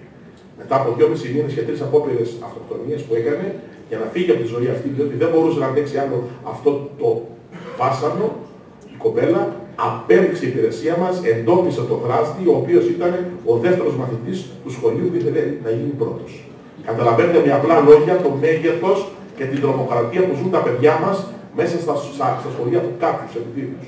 Είναι ό,τι χειρότερο και κάντε το δικό σας, το παιδί σας, να μην θέλει να πάει στο σχολείο γιατί έχει πειραχτεί, γιατί μέσω bullying, μέσω των δικτύων έχει πάθει κάτι. Για το κομμάτι αυτό το πολύ ιδιαίτερο θα σας μιλήσει ο Διευθυντής της Υποδιεύθυνσης Διοίκησης Ηλεκτρονικού Εγκλήματος, ο κύριος Μούρτος Αριστίδης. Καλησπέρα και από μένα. Παίρνοντας τη σκητάλη του κ. Φαγιανάκη, θα σας πω όχι ελληνικό παράδειγμα, αλλά πρόσφατο βγήκε στον τύπο Ιταλία. 14χρονη κοπέλα, Καρολίνα, αυτοκτόνησε, πήδηξε στο κενό από τον 3ο όροφο, διότι ήταν θύμα cyberbullying. Και το τελευταίο μήνυμα έγραφε συγγνώμη, αλλά δεν είμαι δυνατή να αντέξω. Τώρα, είναι ένα παγκόσμιο φαινόμενο, δεν είναι ελληνικό. Δυστυχώς εξελίσσεται σε ένα από τα μεγαλύτερα προβλήματα της τελευταίας δεκαετίας, που πρέπει να επιληθεί. Το φαινόμενο, βέβαια, το ακροατήριο βλέπω εδώ ότι είναι ανήλικοι και ενήλικοι, οπότε θα πρέπει η παρουσίαση να είναι λίγο ισορροπημένη. Το φαινόμενο κυρίως παρατηρείται αυτό το φαινόμενο σε μαθητές ηλικίας γυμνασίου και λυκείου που κάνουν χρήση νέων ηλεκτρονικών ψηφιακών μέσων και διαδικτύου και λιγότερο σε μαθητές δημοτικού ή μεγαλύτερης ηλικίας. Cyberbullying, όρος σύνθετος, δύσκολος. Το cyber είναι το κομμάτι του διαδικτύου, το bullying δυστυχώς δεν αποδίδεται καλά στα ελληνικά, δεν υπάρχει σαφής ορισμός. Ουσιαστικά μιλάμε, όπως είπε ο κ. Φαγιανάκης, για την παλιά σχολική βία. Όπου βέβαια είναι ένα χαρακτηριστικό παράδειγμα ότι αυτή η παραβατικότητα, να μην πω εγκληματικότητα, που υπήρχε στον παλιό παραδοσιακό κόσμο, έχει μεταλλαχθεί και έχει έρθει στο ψηφιακό. Αλλά αυτή η μετάλλαξη έχει σοβαρότατες συνέπειες. Άρα λοιπόν το bullying, το λεγόμενο σχολική βία, θα το δούμε άλλοτε με τον ηλεκτρονική διαπόβευση, ηλεκτρονικό εκφοβισμό, είναι παλιό φαινόμενο. Δυστυχώς, ένας ορισμός θα μπορούσαμε να πούμε ότι συγκεντρώνει με πληρότητα είναι ότι είναι κάθε πράξη, κάθε συμπεριφορά που χρησιμοποιεί ηλεκτρονικά ή ψηφιακά μέσα που έχει σκοπό τη μετάδοση εχθρικών ή επιθετικών μηνυμάτων με πρόθεση να προκαλέσουν βλάβη και δυσαρέσκεια στους άλλους. Τα αίτια που οδηγούν τους νέους ανθρώπους να εμπλακούν είτε ως θύμα είτε ως δράστες σε αυτό το νέο φαινόμενο δεν είναι με σαφήνεια ορισμένα. Τα περισσότερα, τα πιο χαρακτηριστικά είναι ο θυμός, η ζήλια, η εκδίκηση, Κυρίως το άτομο προέρχεται από έντονες ψυχικά συναισθήματα που περνάει είτε στο οικογενειακό περιβάλλον, είτε στο γενικότερο κοινωνικό περιβάλλον, γιατί είναι απομονωμένο ή αισθάνεται απομονωμένο το άτομο, άρα εκδικείται και σπανιότερα χρησιμοποιείται για διασκέδαση. Σπανιότερα. Στη σύγκριση με τον παλιό παραδοσιακό τρόπο δεν έχει καμία σχέση. Στη νέα πραγματικότητα συμβαίνει αυτό το φαινόμενο, συμβαίνει οπουδήποτε. Παλιά είχαμε μόνο το σχολείο, άρα λοιπόν μπορούσαμε να πούμε ότι τη σχολική βία τη ζούσαμε Δευτέρα ως Παρασκευή και πρωί ως μεσημέρι.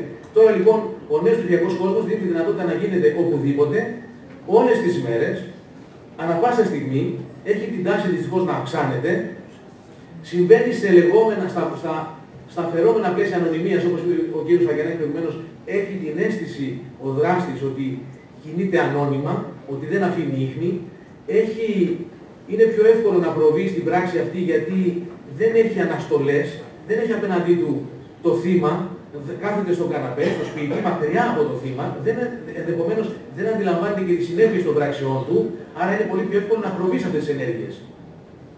Εξαπλώνεται βέβαια με ταχύτατους ρυθμούς. Η παλιά καζούρα ήταν στο σχολείο, στη γειτονιά, το πολύ λίγο παραπάνω. Τώρα λοιπόν με ένα πάτημα ενός πλήκτρου, είτε του υπολογιστή είτε με μια ανάρτηση, φεύγει από τα στενά όρια του σχολείου, της πόλης, της περιοχής και μένει μόνιμα, όπως είπε προηγουμένως ο κ. Φαγιανάκης. Το cyberbullying μέσω email μπορεί να διαγραφεί μέσω email, με μηνύματα σε κινητά τηλέφωνα που είναι πολύ διαδεδομένα, σε chat room που μπαίνουν τα παιδιά και ανταλλάσσουν συνομιλίες, σε μια ιστοσελίδα, σε μια ανάρτηση που γίνεται σε ένα blog, με το κινητό τηλέφωνο να τραβήξει κάποιος βίντεο και να το αναρτήσει μετά σε αυτά τα μέσα που είπαμε, με πιο χαρακτηριστικό το Facebook. Τα στατιστικά στοιχεία δείχνουν και στην Ελλάδα, δεν έχουν απόκληση από την Ευρώπη, ότι περίπου 15-35% των νέων έχει πέσει θέμα διαδικτυακού εκφοβισμού και 10-20% έχει δηλώσει ότι έχει συμμετάσχει σε κάποια μορφή διαδικτυακού εκφοβισμού. Τα κορίτσια είναι πιθανότερο συχνότερα να εμπλακούν σε περιστατικά διαδικτυακού εκφοβισμού από τα αγόρια. Και όπως είπα, η πλειονότητα είναι ηλικίας 12-16 ετών. Τώρα, οι γονείς, υπάρχουν κάποια σημάδια που μπορούμε να δούμε ότι το παιδί μας εμπλέκεται σε περιστατικά cyberbullying, όταν ξαφνικά δούμε ότι ένα παιδί που είναι καλά με την τεχνολογία, που ασχολείται με την τεχνολογία, ξαφνικά δεν θέλει να χρησιμοποιεί, αποφεύγει να χρησιμοποιεί το κινητό ή τον υπολογιστή του, παρουσιάζει μια νευρικότητα όταν το χρησιμοποιεί, αποφεύγει να συζητά το τι ενέργειες κάνει στο διαδίκτυο, αλλάζει ή κλείνει την οθόνη του αν περάσει κάποιος ενήλικας από κοντά, χρησιμοποιεί τον υπολογιστή, το κινητό οποιαδήποτε ώρα τη νύχτα, γελάει υπερβολικά αν χρησιμοποιεί τον υπολογιστή ή το κινητό, γιατί βλέπει, στέλνει μηνύματα, χρησιμοποιεί πολλαπλούς λογαριασμούς χρήστη στο Facebook ή λογαριασμό που δεν ανήκει σε αυτόν, άρα για να προσπαθεί να καλύψει τα ίχνη του, απομακρύνεται από την οικογένεια και τους μαθητές του, δεν έχει διάθεση να πάει σχολείο, παρουσιάζει αδικαιολόγητα πολλές απουσίες και απροσδόκητη μαθησιακή πτώση. Αυτά είναι σημάδια που οι γονείς πρέπει να αξιολογήσουν σοβαρά ότι το παιδί εμπλέκεται στο φαινόμενο του cyberbullying. Πώς μπορούν οι γονείς? Αντιλαμβάνομαι ότι οι περισσότεροι γονείς ίσως δεν έχουν την τεχνική επάρκεια και τη δεξιότητα να καταλάβουν τις νέες τεχνολογίες. Το κλειδί όμως σε αυτό το παιχνίδι είναι η επικοινωνία. Ο γονιός θα πρέπει να μιλήσει με το παιδί, να κάτσει κοντά, να του εξηγήσει ότι μπορεί πραγματικά να πέσει θύμα διαδικτυακού εκφοβισμού, να του εξηγήσει ότι δεν φταίει αυτό, κατά ανάγκη δεν φταίει αυτό, να το συμβουλεύσει πώς πρέπει να κινηθεί, και βέβαια αν αισθανθεί ο γονιός ότι το παιδί του απειλείται, να επικοινωνήσει με την υπηρεσία μας. Τα παιδιά τώρα, βλέπω νέα παιδιά.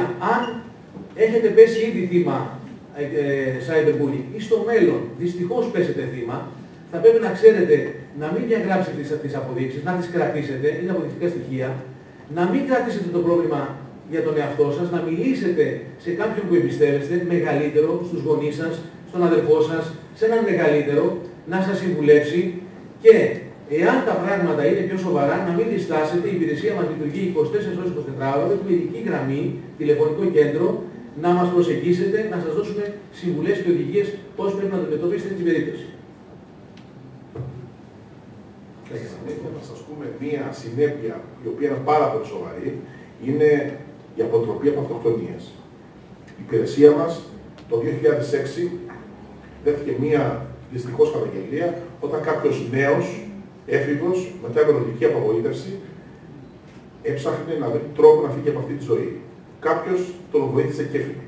Από τότε η υπηρεσία μας κάνει σταυροφορία μέσα από το διαδίκτυο για να εντοπίζει τις κραυγές απόγνωσης και στη συνέχεια να δίνει χέρι βοηθείας και να σώζει ανθρώπους.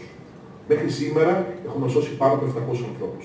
Ένα θα σας πω, από τον αριθμό αυτό που ακούτε, οι 85 περίπου έχουν πάει σε εντατικές μονάδες νοσοκομείων. Φανταστείτε λοιπόν να μην είχαμε πάρει αυτή την πρωτοβουλία, κάποιοι άνθρωποι σήμερα δεν θα ήταν ανάμεσά μας. Και για εμάς έχει αξία η ανθρώπινη ζωή και μόνο. Έτσι λοιπόν, έχουμε αναπτύξει ένα μηχανισμό με επικεφαλή στον Υπαστινό, τον κύριο Χατζηπαναγιώτη, έναν επιστήμονα, ο οποίος αυτή τη στιγμή κρατάει στα χέρια του τα πάντα. 24 ώρες, 24ωρο κάνει διασώσεις, σώζει ζωές. Αυτός λοιπόν ο άνθρωπος ο οποίος αξίζει ένα χειροκρότημα από εσάς, είναι το μόνο που μπορούμε να κάνουμε,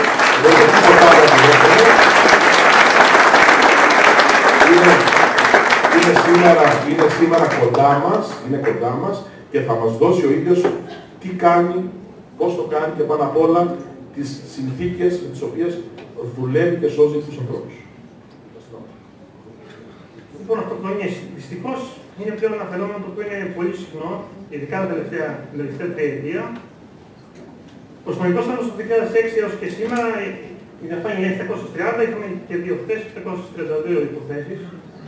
Για να δείτε την αρδαία εξέλιξη σε πλευράς αριθμών, σας αναφέρω ενδεικτικά το 2010 είχαμε 66 περιπτώσεις, το 2011 222, το 2012 πέρυσι 270 και πλέον είμαστε στις 103 από τις αρχές του έτους. Καταλαβαίνουμε λοιπόν ότι πλέον είναι ένα συχνό καθημερινό φαινόμενο. Τι κάνουμε λοιπόν, τι κάνει η υπηρεσία μας στο κομμάτι αυτό? Εμείς έχουμε μια ειδική ομάδα η οποία προσπαθεί να σαλώνει σωστικά το διαδίκτυο και να εντοπίζει αναπτύσσεις οι οποίες έχουν περιεχόμενο με αυτοκτονικό ενδιασμό. Αφού λοιπόν γίνει αυτός ο εντοπισμός, αυτό που προσπαθούμε να κάνουμε και αυτό που έχουμε καταφέρει βασικά να κάνουμε είναι να πετύχουμε σε ελάχιστο χρόνο να επικοινωνούμε τις εκάστοτε διαχειριστές των ιστοτόπων. Θα πρέπει να ξέρετε ότι οι περισσότερες αυτοκτονίες, μάλλον προθέσεις αυτοκτονιών, αφορούν κυρίως μέσα κοινωνικής δικτύωσης, τα οποία βρίσκονται στο εξωτερικό, κυρίως στην Αμερική. Οπότε επικοινωνούμε τους διαχειριστές και όπως είπε ο κ. Αξίος, κάνουμε τηλεφωνία ηλεκτρονικά ίχνη. Και μέσω αυτών, μετά από τις ελληνικές παραγγελίες, ουσιαστικά βρίσκουμε τη διεύθυνση από την οποία έχει γίνει η επιμαχή ανάρτηση. Ουσιαστικά βρίσκουμε λοιπόν το προτιθέμενο φτώχεια. Μετά σε πρώτο επίπεδο αναλαμβάνουν οι ψυχολόγοι, έχουμε άλλους ειδικούς ψυχολόγους για ανήλικα άτομα και ειδικούς ψυχολόγους για ενήλικα. Να έρθουν σε επαφή με το προτιθέμενο φτώχεια και να του παρέχουν να πετύχουν ψυχολογική υποστήριξη. Προφανώς καταλαβαίνετε ότι δεν είναι πάρα εφικτό, οπότε έχουμε χρειαστεί να προβούμε σε πιο άμεσες ενέργειες. Έχουμε χρειαστεί να αφήσουμε πόρτες, όπως είπε ο κ. Ταξέρβος, γύρω στα 85 άτομα έχουν χρειαστεί να νοσηλευτούν σε νοσοκομεία της χώρας μας. Γενικότερα στο κομμάτι αυτό έχουμε επιδείξει καλό έργο. Αρρωγή στο κομμάτι αυτό και ένα χειροκρότημα από μένα και πολλές ευχαριστίες στον απλό κόσμο σε εσάς, οι οποίοι επειδή οι περισσότεροι από εσάς έχετε ένα ή περισσότερα προφίλ σε κάποια μέσα κοινωνικής δικτύωσης, αν οποτεδήποτε και αν δείτε κάποιον φίλο σας, συμμαθητή σας, γνωστό σας ή έστω και άγνωστο να έχει αναρτήσει μια τέτοιου είδους αυτοκτονική ανάρτηση με αυτοκτονικό περιεχόμενο, καλό θα είναι να μας ενημερώσετε άμεσα, είτε μέσω mail είτε μέσω του τηλεφώνου, το 1112 είναι ένα τηλεφωνικό κέντρο που λειτουργεί όλο το 24ωρο, για να κάνουμε τις απαιτούμενες ενέργειες, να βοηθήσουμε το άτομο και να σώσουμε ζωές. Ευχαριστώ.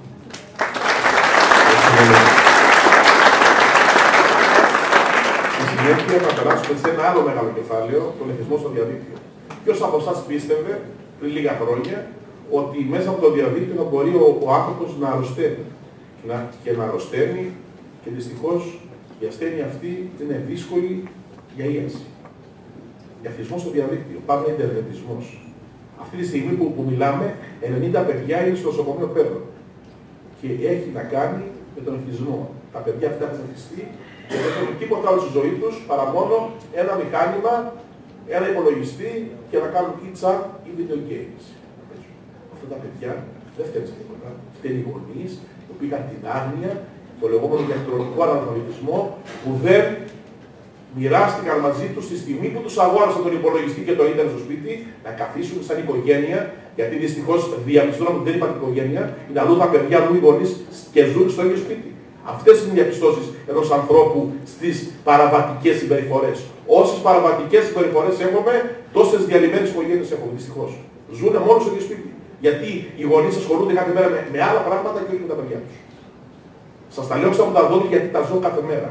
Ζω καταστάσεις τραγελαφικές, δυστυχώς. Και όταν οι γονείς αγοράζουμε στο Γιωργάκη, στο Κωστάκη, στην Ελενίτσα υπολογιστή, θα πρέπει να κοιτάζουμε, να καθίζουμε κάτω το Κωστάκη και το Γιωργάκη, οικογένεια, να συμφωνούμε σε κάποια πράγματα. Όχι πήραμε υπολογιστή ως babysitter, λάθος. Ο υπολογιστής δεν έχει καμία σχέση με babysitter. Ο υπολογιστής είναι ένα εργαλείο που μαζί με το ίντερνετ δίνει γνώση στο παιδί σας. Και αν θέλει και μια ώρα να παίξει, έχει καλώς.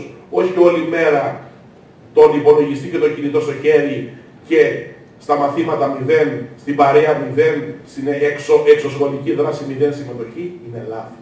Γι' αυτό εμείς προτείνουμε, πριν αγοράσετε υπολογιστές και ίντερνετ, θα κάθετε κάτω με τα παιδιά σας, υπάρχουν στο διαδίκτυο πρωτόκολλα συνεργασίας γονιών και παιδιών, να υπογράψει το παιδάκι σας, ναι, να υπογράψει ένα πρωτόκολλο πόσες ώρες τη μέρα θα έχει στον υπολογιστή. Τα παιδιά είναι παιδιά. Και σε περίπτωση που δεν υπακούσει, υπάρχουν λύτρες. Έτσι λειτουργεί όλη η Ευρώπη και όλος ο κόσμος πλέον. Γιατί όταν ξεφύγουμε, δεν είναι σωστό να πετάξουμε τον υπολογιστή έξω από το παράθυρο και να πούμε φταίει το ίντερνετ. Δεν φταίει το ίντερνετ, φταίμε εμείς. Και η βία φέρνει βία. Όταν στο παιδί σου κάνεις βία επειδή είναι όλη μέρα στο διαδίκτυο και δεν διαβάζει, τα πράγματα αλλάζουν πρώτα. Το παιδί θέλει ψυχολόγο και γιατρό πλέον. Ο έλεγχος σας ξέφυγε. Γι' αυτό πρέπει από μικρά τα παιδιά, όταν είστε στο σπίτι, να υπάρξει συνεργασία γονιών και παιδιών. Η λεγόμενη επικοινωνία. Είναι το καλύτερο firewall, το καλύτερο τείχος προστασίας για όλα μέσα στην οικογένεια. Δεν υπάρχει επικοινωνία, άρα δεν υπάρχει τίποτα. Για το κομμάτι το πολύ σημαντικό του εθισμού θα σας μιλήσει η Παστελόπης Ιερώνης. Καλησπέρα και από μένα. Όπως το ανέφερε και ο κ. Σταξέρχος στην αρχή της παρουσίασης, το διαδίκτυο έχει πάρα πολλά θετικά. Μπορεί να μας ανοίγει ένα παράθυρο στη γνώση, στην εκπαίδευση, ακόμα και στη ψυχολογία, για τους μικρότερους φίλους που βρίσκονται εδώ. Ωστόσο, η μη σωστή και η αλόγιστη χρήση του διαδικτύου μπορεί να μας οδηγήσει με μαθηματικά αποδεδειγμένο τρόπο στον εθισμό. Σε αυτό το κομμάτι θέλει πάρα πολύ μεγάλη προσοχή και από τους ενήλικους φίλους και από τους ανήλικους, που από ό,τι βλέπουν πολύ στην αίθουσα. Γιατί κατά κύριο λόγο τα ανήλικα άτομα χρησιμοποιούν τον υπολογιστή τους αρκετές ώρες την ημέρα, κυρίως για να παίξουν παιχνίδια ή για να πλοηγηθούν στις αγαπημένες τους ιστοσελίδες, στα μέσα κοινωνικής δικτύωσης που λατρεύουν όλα τα παιδιά, όπως είναι το Facebook και το YouTube. Πάμε να δούμε πού μπορεί να μας οδηγήσει ο εθισμός στο διαδίκτυο και αν είναι θέμα μόνο των ανηλίκων και των ανήλικων ατόμων. Βάσει ερευνών που έχουν γίνει και στατιστικών στοιχείων, έχει αποδειχθεί ότι ο εθισμός δεν αποτελεί μόνο θέμα και πρόβλημα των ανηλίκων, αλλά φυσικά μπορεί να αποτελέσει πρόβλημα και πολλών ενήλικων ατόμων. Μπορεί να έχει τύχει πολλές φορές να έχετε περάσει έξω από ένα ίντερνετ καφέ, στο οποίο, όπως ξέρετε, συχνάζουν κυρίως άτομα τα οποία είναι νεαρής ηλικίας, προεφηβικής και εφηβικής ηλικίας. Να δείτε παιδιά μέσα να παίζουν με αρκετά μεγάλο πάθος τα αγαπημένα τους διαδικτυακά παιχνίδια, να περάσετε μετά από αρκετές ώρες, 5-10 ώρες, και να δείτε να κάθονται τα ίδια παιδιά στην ίδια θέση και να παίζουν τα ίδια παιχνίδια, με το ίδιο πάθος όπως και πριν. Πάμε να δούμε λίγο ποια είναι τα πρώτα σημάδια, τα οποία μπορούν να οδηγήσουν ένα γονιό να καταλάβει ότι, να συνειδητοποιήσει ότι το παιδί του είναι πολύ πιθανό να έχει εθιστεί πλέον στο διαδίκτυο. Το πρώτο και το πιο σημαντικό φυσικά είναι η υπερβολική χρήση. Όταν βλέπουμε ότι το παιδί μας χρησιμοποιεί καθημερινά και αρκετές ώρες τον υπολογιστή του με οποιοδήποτε τρόπο χρήσης, είναι ένα πρώτο σημάδι να καταλάβουμε ότι πιθανό να έχει εθιστεί πλέον στο διαδίκτυο. Μετά μπορεί να οδηγηθεί στη μονομανία, δηλαδή να μην ασχολείται με τίποτα άλλο πέρα από τη χρήση του ηλεκτρονικού του υπολογιστή. Αρχίζει να παραμελεί τις σχολικές δραστηριότητες, το μόνο που τον ενδιαφέρει είναι η διαδικτυακή του δραστηριότητα και πολλές φορές παραμελεί ακόμα και τους φίλους του και την ίδια την οικογένειά του. Πολλές φορές η εξάρτηση εκδηλώνεται και με κάποια σωματικά συμπτώματα. Το παιδί εμφανίζει διατροφικές διαταραχές, που φυσικά μπορούν να οδηγήσουν και σε διαταραχές του ύπνου. Πολλές φορές λέμε ότι το παιδί κάνει τη μέρα νύχτα, με απλά λόγια, δηλαδή κάθεται νυχθημερών μπροστά από τον ηλεκτρονικό του υπολογιστή, από τα αγαπημένα του ηλεκτρονικά παιχνίδια. Εμφανίζει κάποιες μυοσκελετικές παθήσεις, φυσικά μειωμένη αθλητική δραστηριότητα και πολλές φορές υπάρχουν έντονες ημικρανίες, ξηρά μάτια και φυσικά το παιδί οδηγείται ακόμα και στην παραμέληση της προσωπικής του υγιεινής. Μπορεί να κάθεται μέρες ολόκληρες μπροστά από έναν ηλεκτρονικό υπολογιστή. Πάμε να δούμε ποια είναι πιο σημαντικά κανάλια εθισμού. Στις περισσότερες των περιπτώσεων τα παιδιά θίζονται είτε μέσω των διαδικτυακών παιχνιδιών, τα οποία είναι πολύ δημοφιλή στους νέους ανθρώπους, είτε μέσω των ιστότοπων κοινωνικής δικτύωσης, που με το πιο διαδεδομένο, όπως γνωρίζετε όλοι, είναι το Facebook. Που πλέον σχεδόν όλα τα παιδιά έχουν Facebook, ενώ συνίσταται να έχουν μόνο στην ηλικία των 13 ετών και άνω. Πάμε να δούμε τώρα πώς μπορούν να δράσουν οι γονείς, κάποιες πολύ πρακτικές συμβουλές που μπορούν να δράσουν οι γονείς προκειμένου να αντιμετωπίσουν το φαινόμενο του εθισμού.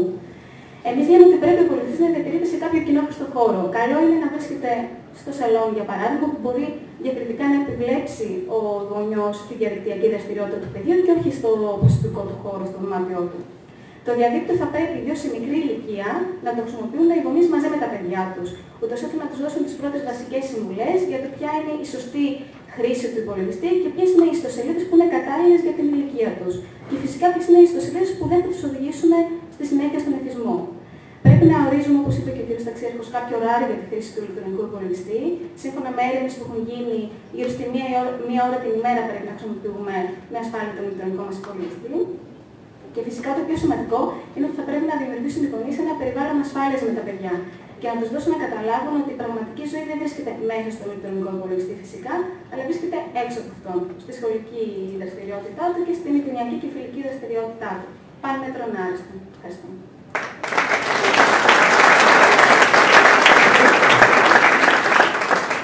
Στη συνέχεια να περάσουμε στο πιο, για μένα, δύσκολο κεφάλαιο. Είναι τα social media, είναι τα κοινωνικά δίκτυα. Εδώ πέρα κλαίμε και γελάμε παράλληλα μαζί για αυτά που κάνουμε εμείς εδώ πέρα. Γιατί τα social media έχουν γίνει για να βρίσκει ο ένας τον άλλο, για να υπάρχει μια επικοινωνία μεταξύ των ανθρώπων, για να μπορέσουμε να βρούμε τους παλιούς μας φίλους, για να μπορέσουμε να μιλήσουμε με τους παλιούς μας φίλους. Όμως εμείς τα έχουμε μετατρέψει, δυστυχώς τα έχουμε μετατρέψει, σε κοινωνικά δίκτυα ερωτικών ραντεβού. Δυστυχώς, μέσα από εκεί γίνονται τα πάντα όλα. Μέσα από εκεί κάποιοι άνθρωποι κάνουν τον ύπνο τους. Αυτή τη στιγμή κάποιοι πίνουν ψυχοφάρμακα και είναι εκεί τα social media στη χώρα μας. Και είναι και πάρα πολλοί αυτοί. Έχουν χάσει τον ύπνο τους. Πάρα πολλοί. Γιατί έχουν κάνει κινήσεις που δυστυχώς δεν έπρεπε να κάνουν. Μέσα από τα social media. Είναι δυνατόν μέσα στα social media, στο Facebook, να βάζουμε όλα μας τα στοιχεία τα οποία δεν υπάρχουν στην αστυνομική ταυτότητα, εμείς τα συμπληρώνουμε στο Facebook. Βάζουμε όλα τα στοιχεία, τα τηλέφωνά μας, που ζούμε, τι κάνουμε, τι αισθανόμαστε, αν είμαστε ερωτευμένοι, αν είμαστε χωρισμένοι, αν έχουμε τώρα νέο δεσμό, παλιό δεσμό, με ποιον είμαστε, τι κάνουμε. Και να πάμε διακοπές. Είναι δυνατόν να βάζουμε πάμε διακοπές 18 με 28, ο κλέφτης θα μπει 19-27 στο σπίτι. Οι κλέφτες δεν νομίζουν ότι είναι πλάκες, διαβάζουν social media. Κάνουν στόχευση των στόχων τους. Προημερών διάβαζα σε μια ξένη εφημερίδα, στη Γερμανία κάποιος μπήκε μέσα στο σπίτι. Είδα από το Facebook πότε λείπουν τα θετικά, μπήκε μέσα, έζησε 8 μέρες, έτρωγε έπινε από το ψυγείο, ότι κάτι τα γεμάτα τα ψυγεία, έβγαλε με τα ρούχα, το έκανε κουβάδα και στη συνέχεια πότιζε και τα λουλούδια. Δυστυχώς αυτό έγινε στη Γερμανία. Είναι πράγματα τραγελαφικά. Και αυτό να κάνουμε εμείς. Είναι όλα εμείς. Γελάμε και κάναμε και γελάμε. Όμως, στο πίσω μέρος του μυαλού μας, αν τώρα σας πω ποια έχετε Facebook, μισή να κρυφτείτε. Γιατί δεν κρυφτείτε, εγώ έχω Facebook. Το Facebook είναι ό,τι καλύτερο. Όμως το έχω για χρήση, δεν έχω για κατάχρηση. Αυτή είναι η ιστορία του ίντερνετ, όπως είπε και ο Πάτερ εδώ πέρα. Το ίντερνετ δεν είναι σκοταδισμός. Ξέρω πολλούς ιερείς που έχουν Facebook. Το έχουν και πολύ καλά κάνουν και το έχουν Facebook. Όμως κάποιοι το χρησιμοποιούν αλότρια, για άλλους σκοπούς. Εκεί είναι το παραπάνω. Εκεί είναι όπως λένε το μαχαίρι που έχει το ψωμί αλλά κόβει και άλλα πράγματα. Γι' αυτό το λόγο θα σας πω κάτι. Τι είναι τα κοινωνικά δίκτυα με απλά λόγια. Είναι όλα τα δίκτυα τα οποία επικοινωνούν οι άνθρωποι μεταξύ τους. Είναι πάρα πολλά. Είναι το Facebook, είναι το YouTube, είναι το Twitter, είναι χίλια είναι. Όμως αυτά δίνουν πολλά πράγματα. Είναι η θετική συνεισφορά. Ποια είναι? Ανταλλαγή απόψεων, εικονική κοινωνία, άμεση πρόσβαση, εκμεδενισμός των αποστάσεων. Είναι το παιδί σας και σπουδάζει στην Αμερική και εσείς το έχετε μέσα στο σπίτι σας κάθε μέρα. Δωρεάν το έχετε.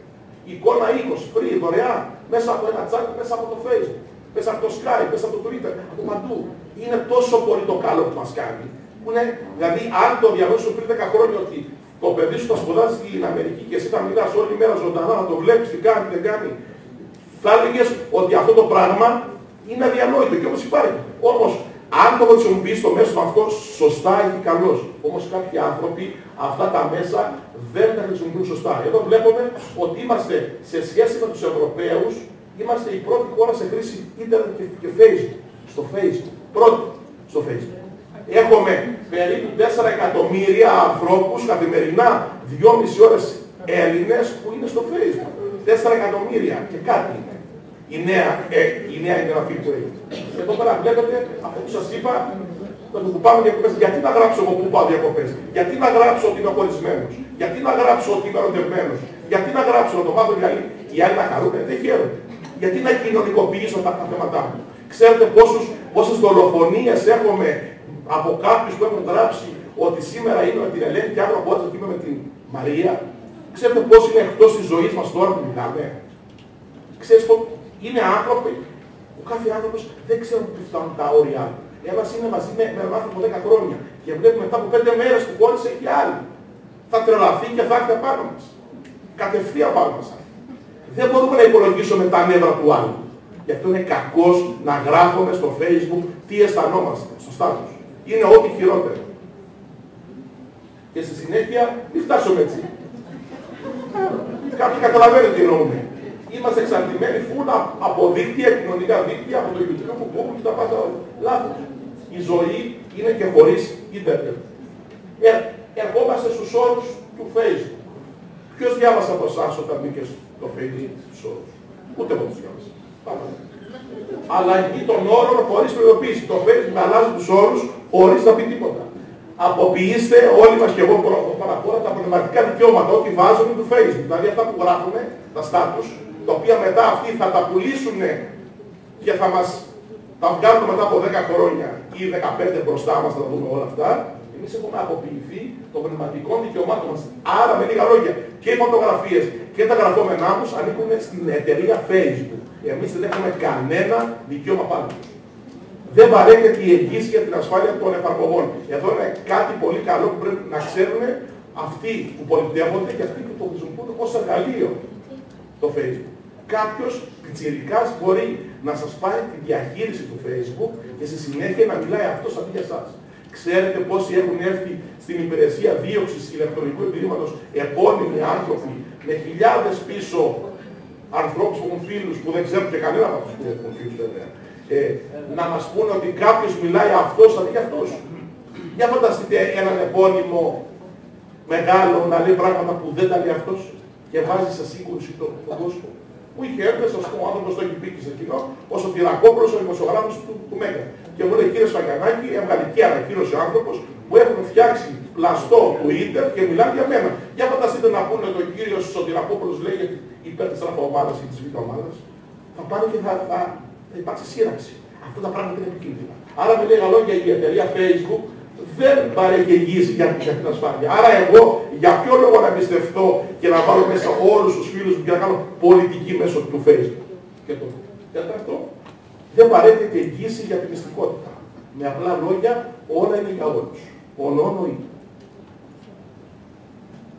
Συμβουλές για την ασφαλέστερη πλοήγηση. Με απλά λόγια ότι δεν πρέπει να εμπιστευόμαστε άτομα που δεν γνωρίζουμε. Είναι αδιανόητο να κάνουμε φίλο μας κάποιους που δεν ξέρουμε. Και αν από εδώ ρωτήσουμε τα παιδιά μας που είναι εδώ και είναι στο Facebook, από τους 100 φίλους είναι ζήτημα να τους 10. Για ποιο λόγο οι υπόλοιποι 90 να είναι φίλοι μας αφού δεν είναι φίλοι μας? Κάνουν ένα αγώνα δρόμου, ποιος έχει πιο πολλούς.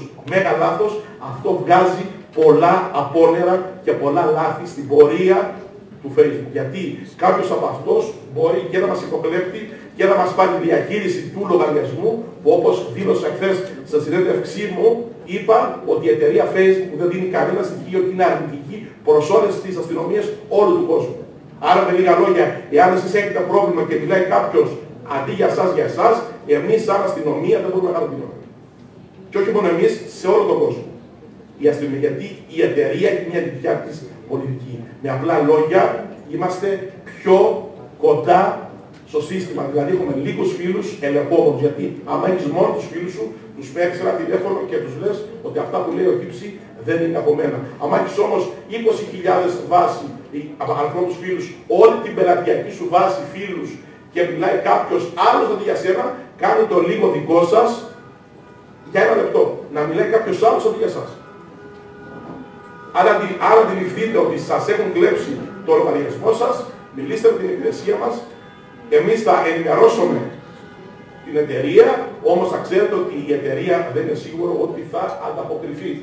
Και τους κωδικούς μας δεν βάζουμε ποτέ την ημερομηνία γέννησής μας ή το όνομά μας, όπως βάζουμε κάποιοι, γιατί δυστυχώς υπάρχει θέμα πολύ σοβαρό με τους κωδικούς που βάζουν όλη η ημερομηνία γέννησης, τα αρχικά μας κτλ. Είναι λάθη, όχι βέβαια ότι θα γλιτώσεις κάτι, απλώς είναι μια μικρή προστασία. Και μιλάμε τώρα, ερχόμαστε στα chatrooms. Τα chatrooms είναι η κερκόπορτα του εγκλήματος, εκεί που μπαίνουν δυστυχώς πολλά παιδιά και μέσα από εκεί γίνονται οι αποπλανήσεις και όπως μίλησα και απόψε, εδώ πέρα και έχω μιλήσει και σε άλλες εκδηλώσεις, είναι η κερκόπορτα του εγκλήματος. Μακριά τα παιδιά, ειδικά τα ανήλικα, από τα chatrooms. Δεν ξέρεις με ποιον μιλάς. Αν μιλάς με το φίλο σου, έχει καλός. Όμως, το ραντεβού σαν τυφλά, όπως το είπα και σας το λέω τώρα, είναι λάθος. Γιατί πολλοί νέοι, μέσα στον ενθουσιασμό, γνωρίζουν κάποιον, τους παρουσιάζεται όπως θέλει αυτός για να χαρούν τα παιδιά μας και στη συνέχεια αποδεικνύεται κάτι άλλο. Δεν θα ξεχάσω ποτέ ένα ραντεβού σαν τυφλά που έγινε στην Αθήνα, όπου η υπόθεση είναι τώρα στα δικαστήρια, μία 14χρονη συνομιλούσε με ένα 16χρονο και στην πορεία όταν βγήκαμε ραντεβού, παρουσιάστηκε ένας 65χρονος. Καταλαβαίνετε λοιπόν, ο οποίος πήγε να την πάρει την κοπέλα, να την βάλει σε ένα μπανάκι, σε κεντρική πλατεία της Αθήνας. Και η κοπέλα είχε μαζί τους φίλους της και σώθηκε. Εντοπίσαμε βέβαια ποιος είναι. Άρα, σας λέω κάτι, ραντεβού σαν τυφλά μακριά με τα παιδιά. Τα chatrooms είναι εικονικά δωμάτια επικοινωνίας, έχουν πολλά πλήν και δεν πρέπει άτομα που δεν ξέρουν να μπαίνουν μέσα εκεί. Ο υπαστηνόμος κ. Χατζηπαναγιώτης θα μας δώσει το κομμάτι αυτό. Πάμε και πρώτα τα chatrooms είναι εικονικά δωμάτια επικοινωνίας. Γενικότερα, αυτά τα είδη στα δωμάτια είναι μια δραστηριότητα η οποία είναι ιδιαίτερη δημοφιλής ανάμεσα στους νέους. Γιατί είναι τώρα τόσο δημοφιλής αυτή η δραστηριότητα? Είναι πάρα πολύ εύκολο για τον οποιοδήποτε, ακόμη και για αυτό που γνωρίζει μόνο τα πολύ βασικά του διαδικτύου, να μπει και να συνομιλήσει με τον οποιοδήποτε. Το μόνο που χρειάζεται είναι να χρησιμοποιήσετε ένα nickname ή αλλιώς ένα ψευδόνυμο για να μπορέσετε να συνδεθείτε. Δεν χρειάζεται κάτι τίποτα άλλο. Επίσης, θα πρέπει να ξέρετε ότι πολλά πλέον από τα chat rooms για να διασφαλίσουν την ανωνυμία των ατόμων των οποίων μιλάνε, δεν πρέπει πλέον ούτε το ψευδόνυμο το οποίο μιλάτε. Σας βγάζει απλά ένα ψευδόνυμο stranger, που είναι άγνωστος και δεν ξέρετε με ποιον μιλάτε. Και ορίζει το ίδιο το πρόγραμμα κάθε φορά που μπαίνετε τυχαία ένα άτομο με το οποίο συνομιλείτε, χωρίς προηγουμένως να το γνωρίζετε. Άρα λοιπόν να ξέρετε ότι στα chatrooms πολλοί είναι αυτοί που θα σας πλησιάσουν με απότερο σκόπο και κακόβουλο σκοπό. Τώρα, επειδή ακριβώς βρισκόμαστε πίσω από τον οθόνη του υπολογιστή μας και βρισκόμαστε στο σπίτι μας, πολλές φορές δημιουργείται μια ψευδαίσθηση ασφάλειας, η οποία προφανώς δεν ισχύει κάτι τέτοιο. Γιατί πρέπει να ξέρετε ότι μέσα κυρίως από τα chatrooms μπορεί να υπάρχουν πάρα πολλές παγίδες και να δημιουργηθούν πολλά προβλήματα. Ευτυχώς στη χώρα μας δεν έχουμε τόσο πολλά περιστατικά, αλλά ειδικά σε χώρες του εξωτερικού έχουν παρουσιαστεί αρκετές περιπτώσεις παιδιών που είτε εξαφανίστηκαν είτε γενικότερα έπεσαν θύματα παιδόφιλων. Όπως είπε ο κ. Ταξέος, γενικότερα τα chatrooms είναι μια δραστηριότητα η οποία είναι ιδιαίτερα δημοφιλής προς τους παιδόφιλους. Δηλαδή, αυτό που κάνουν το συνηθέστερο είναι δημιουργούν ένα ψευδόνυμο το οποίο παραπέμπει σε ανήλικο άτομο, δηλαδή συσπιζάζουν ένα ψευδόνυμο για παράδειγμα Ελένη 13, προσποιούμενοι ότι είναι ένα κοριτσάκι ονόματι Ελένη και ότι είναι 13 χρονών. Και αυτό που επιδιώκουν τελικά είναι να γίνουν ουσιαστικά φίλοι σας και να σας υποκρέψουν είτε κάποια στοιχεία και μετά να ζητήσουν κάποια, όπως έχουμε πει, κάποιες φωτογραφίες. Άρα αυτό που πρέπει να κατανοήσουμε όλοι είναι ότι οι φιλίες που δημιουργούμε στα chatrooms γενικότερα δεν είναι αληθινές. Και ότι οι μόνες αληθινές φιλίες είναι αυτές που βρίσκονται στο πραγματικό κόσμο, στην πραγματική ζωή. Τώρα πάμε να δούμε τι μπορούμε να κάνουμε, γενικότερα κάποια μέτρα προστασίας που μπορούμε να λάβουμε. Σίγουρα δεν μιλάμε με κάποιον στο διαδίκτυο που διαθέτει ένα όνομα προφίλ ή αλλιώς ένα ψευδόνυμο το οποίο δεν γνωρίζουμε. Οπότε καλό είναι όταν δεχόμαστε αιτήματα φιλίας από κάποιον άγνωστο να τα απορρίπτουμε. Επίσης, ποτέ δεν χρησιμοποιούμε την υπηρεσία άμεσων μηνυμάτων που διαθέτουν τα περισσότερα από τα chatrooms για να διαδώσουμε φήμες, κοτσομπολιά ή εμπαθή μηνύματα που σκοπεύουν να δημιουργήσουν προβλήματα σε κάποιους τρίτους. Γενικότερα, καλό είναι να μην κάνουμε αυτό που δεν θέλουν να μας κάνουν οι άλλοι. Τώρα, πάμε να δούμε όσον αφορά τους γονείς τι μπορούμε να κάνουμε. Αυτό που πρέπει όλοι να συγκρατήσετε είναι ότι πρέπει να έχετε μια πολύ καλή επικοινωνία με το παιδί σας. Άρα λοιπόν μπορούμε να ζητήσουμε σαν γονείς από το παιδί να μας ενημερώσει αν κάποιος άγνωστος έχει αποστείλει στο παιδί κάποιο υλικό που ενδεχομένως να το τάραξε ή να το έχει αναστατώσει. Στην συνεργασία πάντα με το παιδί μπορούμε να ελέγχουμε αναλυτικά χρονικά διαστήματα τους καταλόγους επαφών των παιδιών μας, για να έχουμε γνώση γενικότερα με ποιους μιλάει. Αυτό που είναι σίγουρο και πρέπει όλοι να αποφεύγετε, οπωσδήποτε, είναι να δημοσιοποιούμε φωτογραφίες, ειδικότερα με τα παιδιά μας και ειδικά όταν είναι ενήλικα, μέσω του διαδικτύου. Γιατί δεν ξέρουμε ποτέ ποιος θα τα χρησιμοποιήσει και με ποιους θα χρησιμοποιήσει αυτό το είδος του υλικό το οποίο εμείς ανεβάζουμε. Επίσης, καλό θα είναι και οι ίδιοι οι γονείς να μαθαίνουν στα παιδιά μας πώς θα προστατεύουν τα προσωπικά τους δεδομένα. Δηλαδή, να μην ανεβάζουν γενικότερα δεδομένα, τα οποία πολύ πιθανόν μπορεί κάποιοι να τα χρησιμοποιήσουν με κακόβουλο τρόπο. Επίσης, οι γονείς ποτέ δεν πρέπει να χρησιμοποιούν την επιβολή τιμωρίας στη δραστηριότητά του παιδιού με το διαδίκτυο. Πάντα πρέπει να υπάρχει συνεργασία με το παιδί. Και όπως ελαστικά σας είπε και στο παράδειγμα ο κ. Ταξέρφος, γενικότερα αποθαρρύνουμε τα παιδιά να συναντήσουν άτομα που έχουν γνωρίσει μέσω του δικτύου χωρίς να τα γνωρίζουν στην πραγματική του ζωή.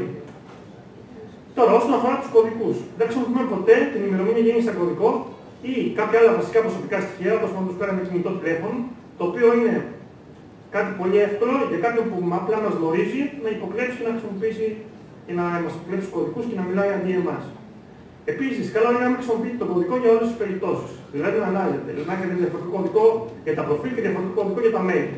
Ο κωδικός αυτός που χρησιμοποιείτε θα πρέπει να αποτελείται από τουλάχιστον 8 χαρακτήρες και οι χαρακτήρες αυτοί καλό θα είναι να αποτελούνται από σύμβολα, αριθμούς και γράμματα. Και τέλος, καλό θα είναι να αλλάζουμε και τους κωδικούς μας. Εμείς προτείνουμε ανατρίμηνο, καλό θα είναι να αλλάζουμε τους κωδικούς σας για να υπάρχει μια αυξημένη ασφάλεια.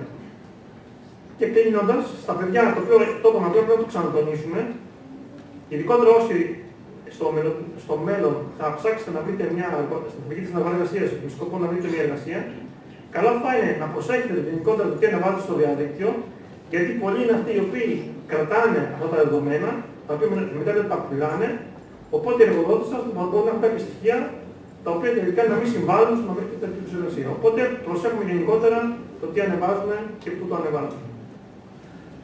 Και το τελευταίο σήμερα μέρος είναι οι οικονομικές ασταλίες, είναι οι απάτες γύρω από το διαδίκτυο και πάνω απ' όλα είναι τα οικονομικά μας. Να ξέρετε ότι οι απατεώνες ανά τον κόσμο μέσω του διαδικτύου στοχεύουν χώρες, πόλεις κτλ.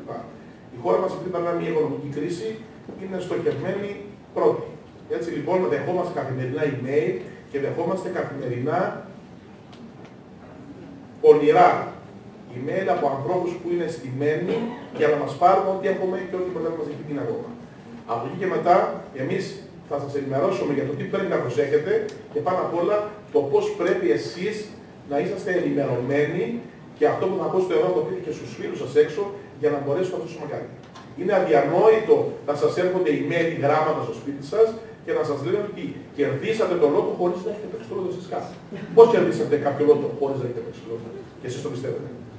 Πώς εσείς που έχετε κάρτες πιστωτικές σας έρχεται ένα email από την τράπεζα και σας λέει ότι το ΙΚΑ σας επιστρέφει 600, 800, 1000 ευρώ, βάλτε τον αριθμό της κάρτας σας με το PIN και θα πάρετε πίσω 800 ή 1000 ευρώ από το ΙΚΑ. Μα αφού εσείς με το ΙΚΑ δεν έχετε πει καμία σχέση. Πώς βάζετε το αριθμό της κάρτας σας? Τόσο εύκολα. Καμία τράπεζα ποτέ δεν θα σας ζητήσει αριθμούς λογαριασμού ή αριθμούς καρτών μέσω email. Είναι δυνατόν να πιστεύετε εσείς ότι κάποιος πέθανε συγγενής σας στην Ιγυρία, έχετε εσείς στην Ιγυρία συγγενής στην Αφρική και μετά θα πάρετε 8 εκατομμύρια ευρώ για κληρονομιά και πρέπει να δώσετε 50, 100, 200, 300 για να δώσετε τους φόρους της κληρονομιάς και να πάρετε τα 8 εκατομμύρια. Ξέρετε ότι αυτή τη στιγμή που μιλάμε, επώνυμοι άνθρωποι έχουν πατήσει αυτή την μονόπουλα. Επώνυμοι άνθρωποι.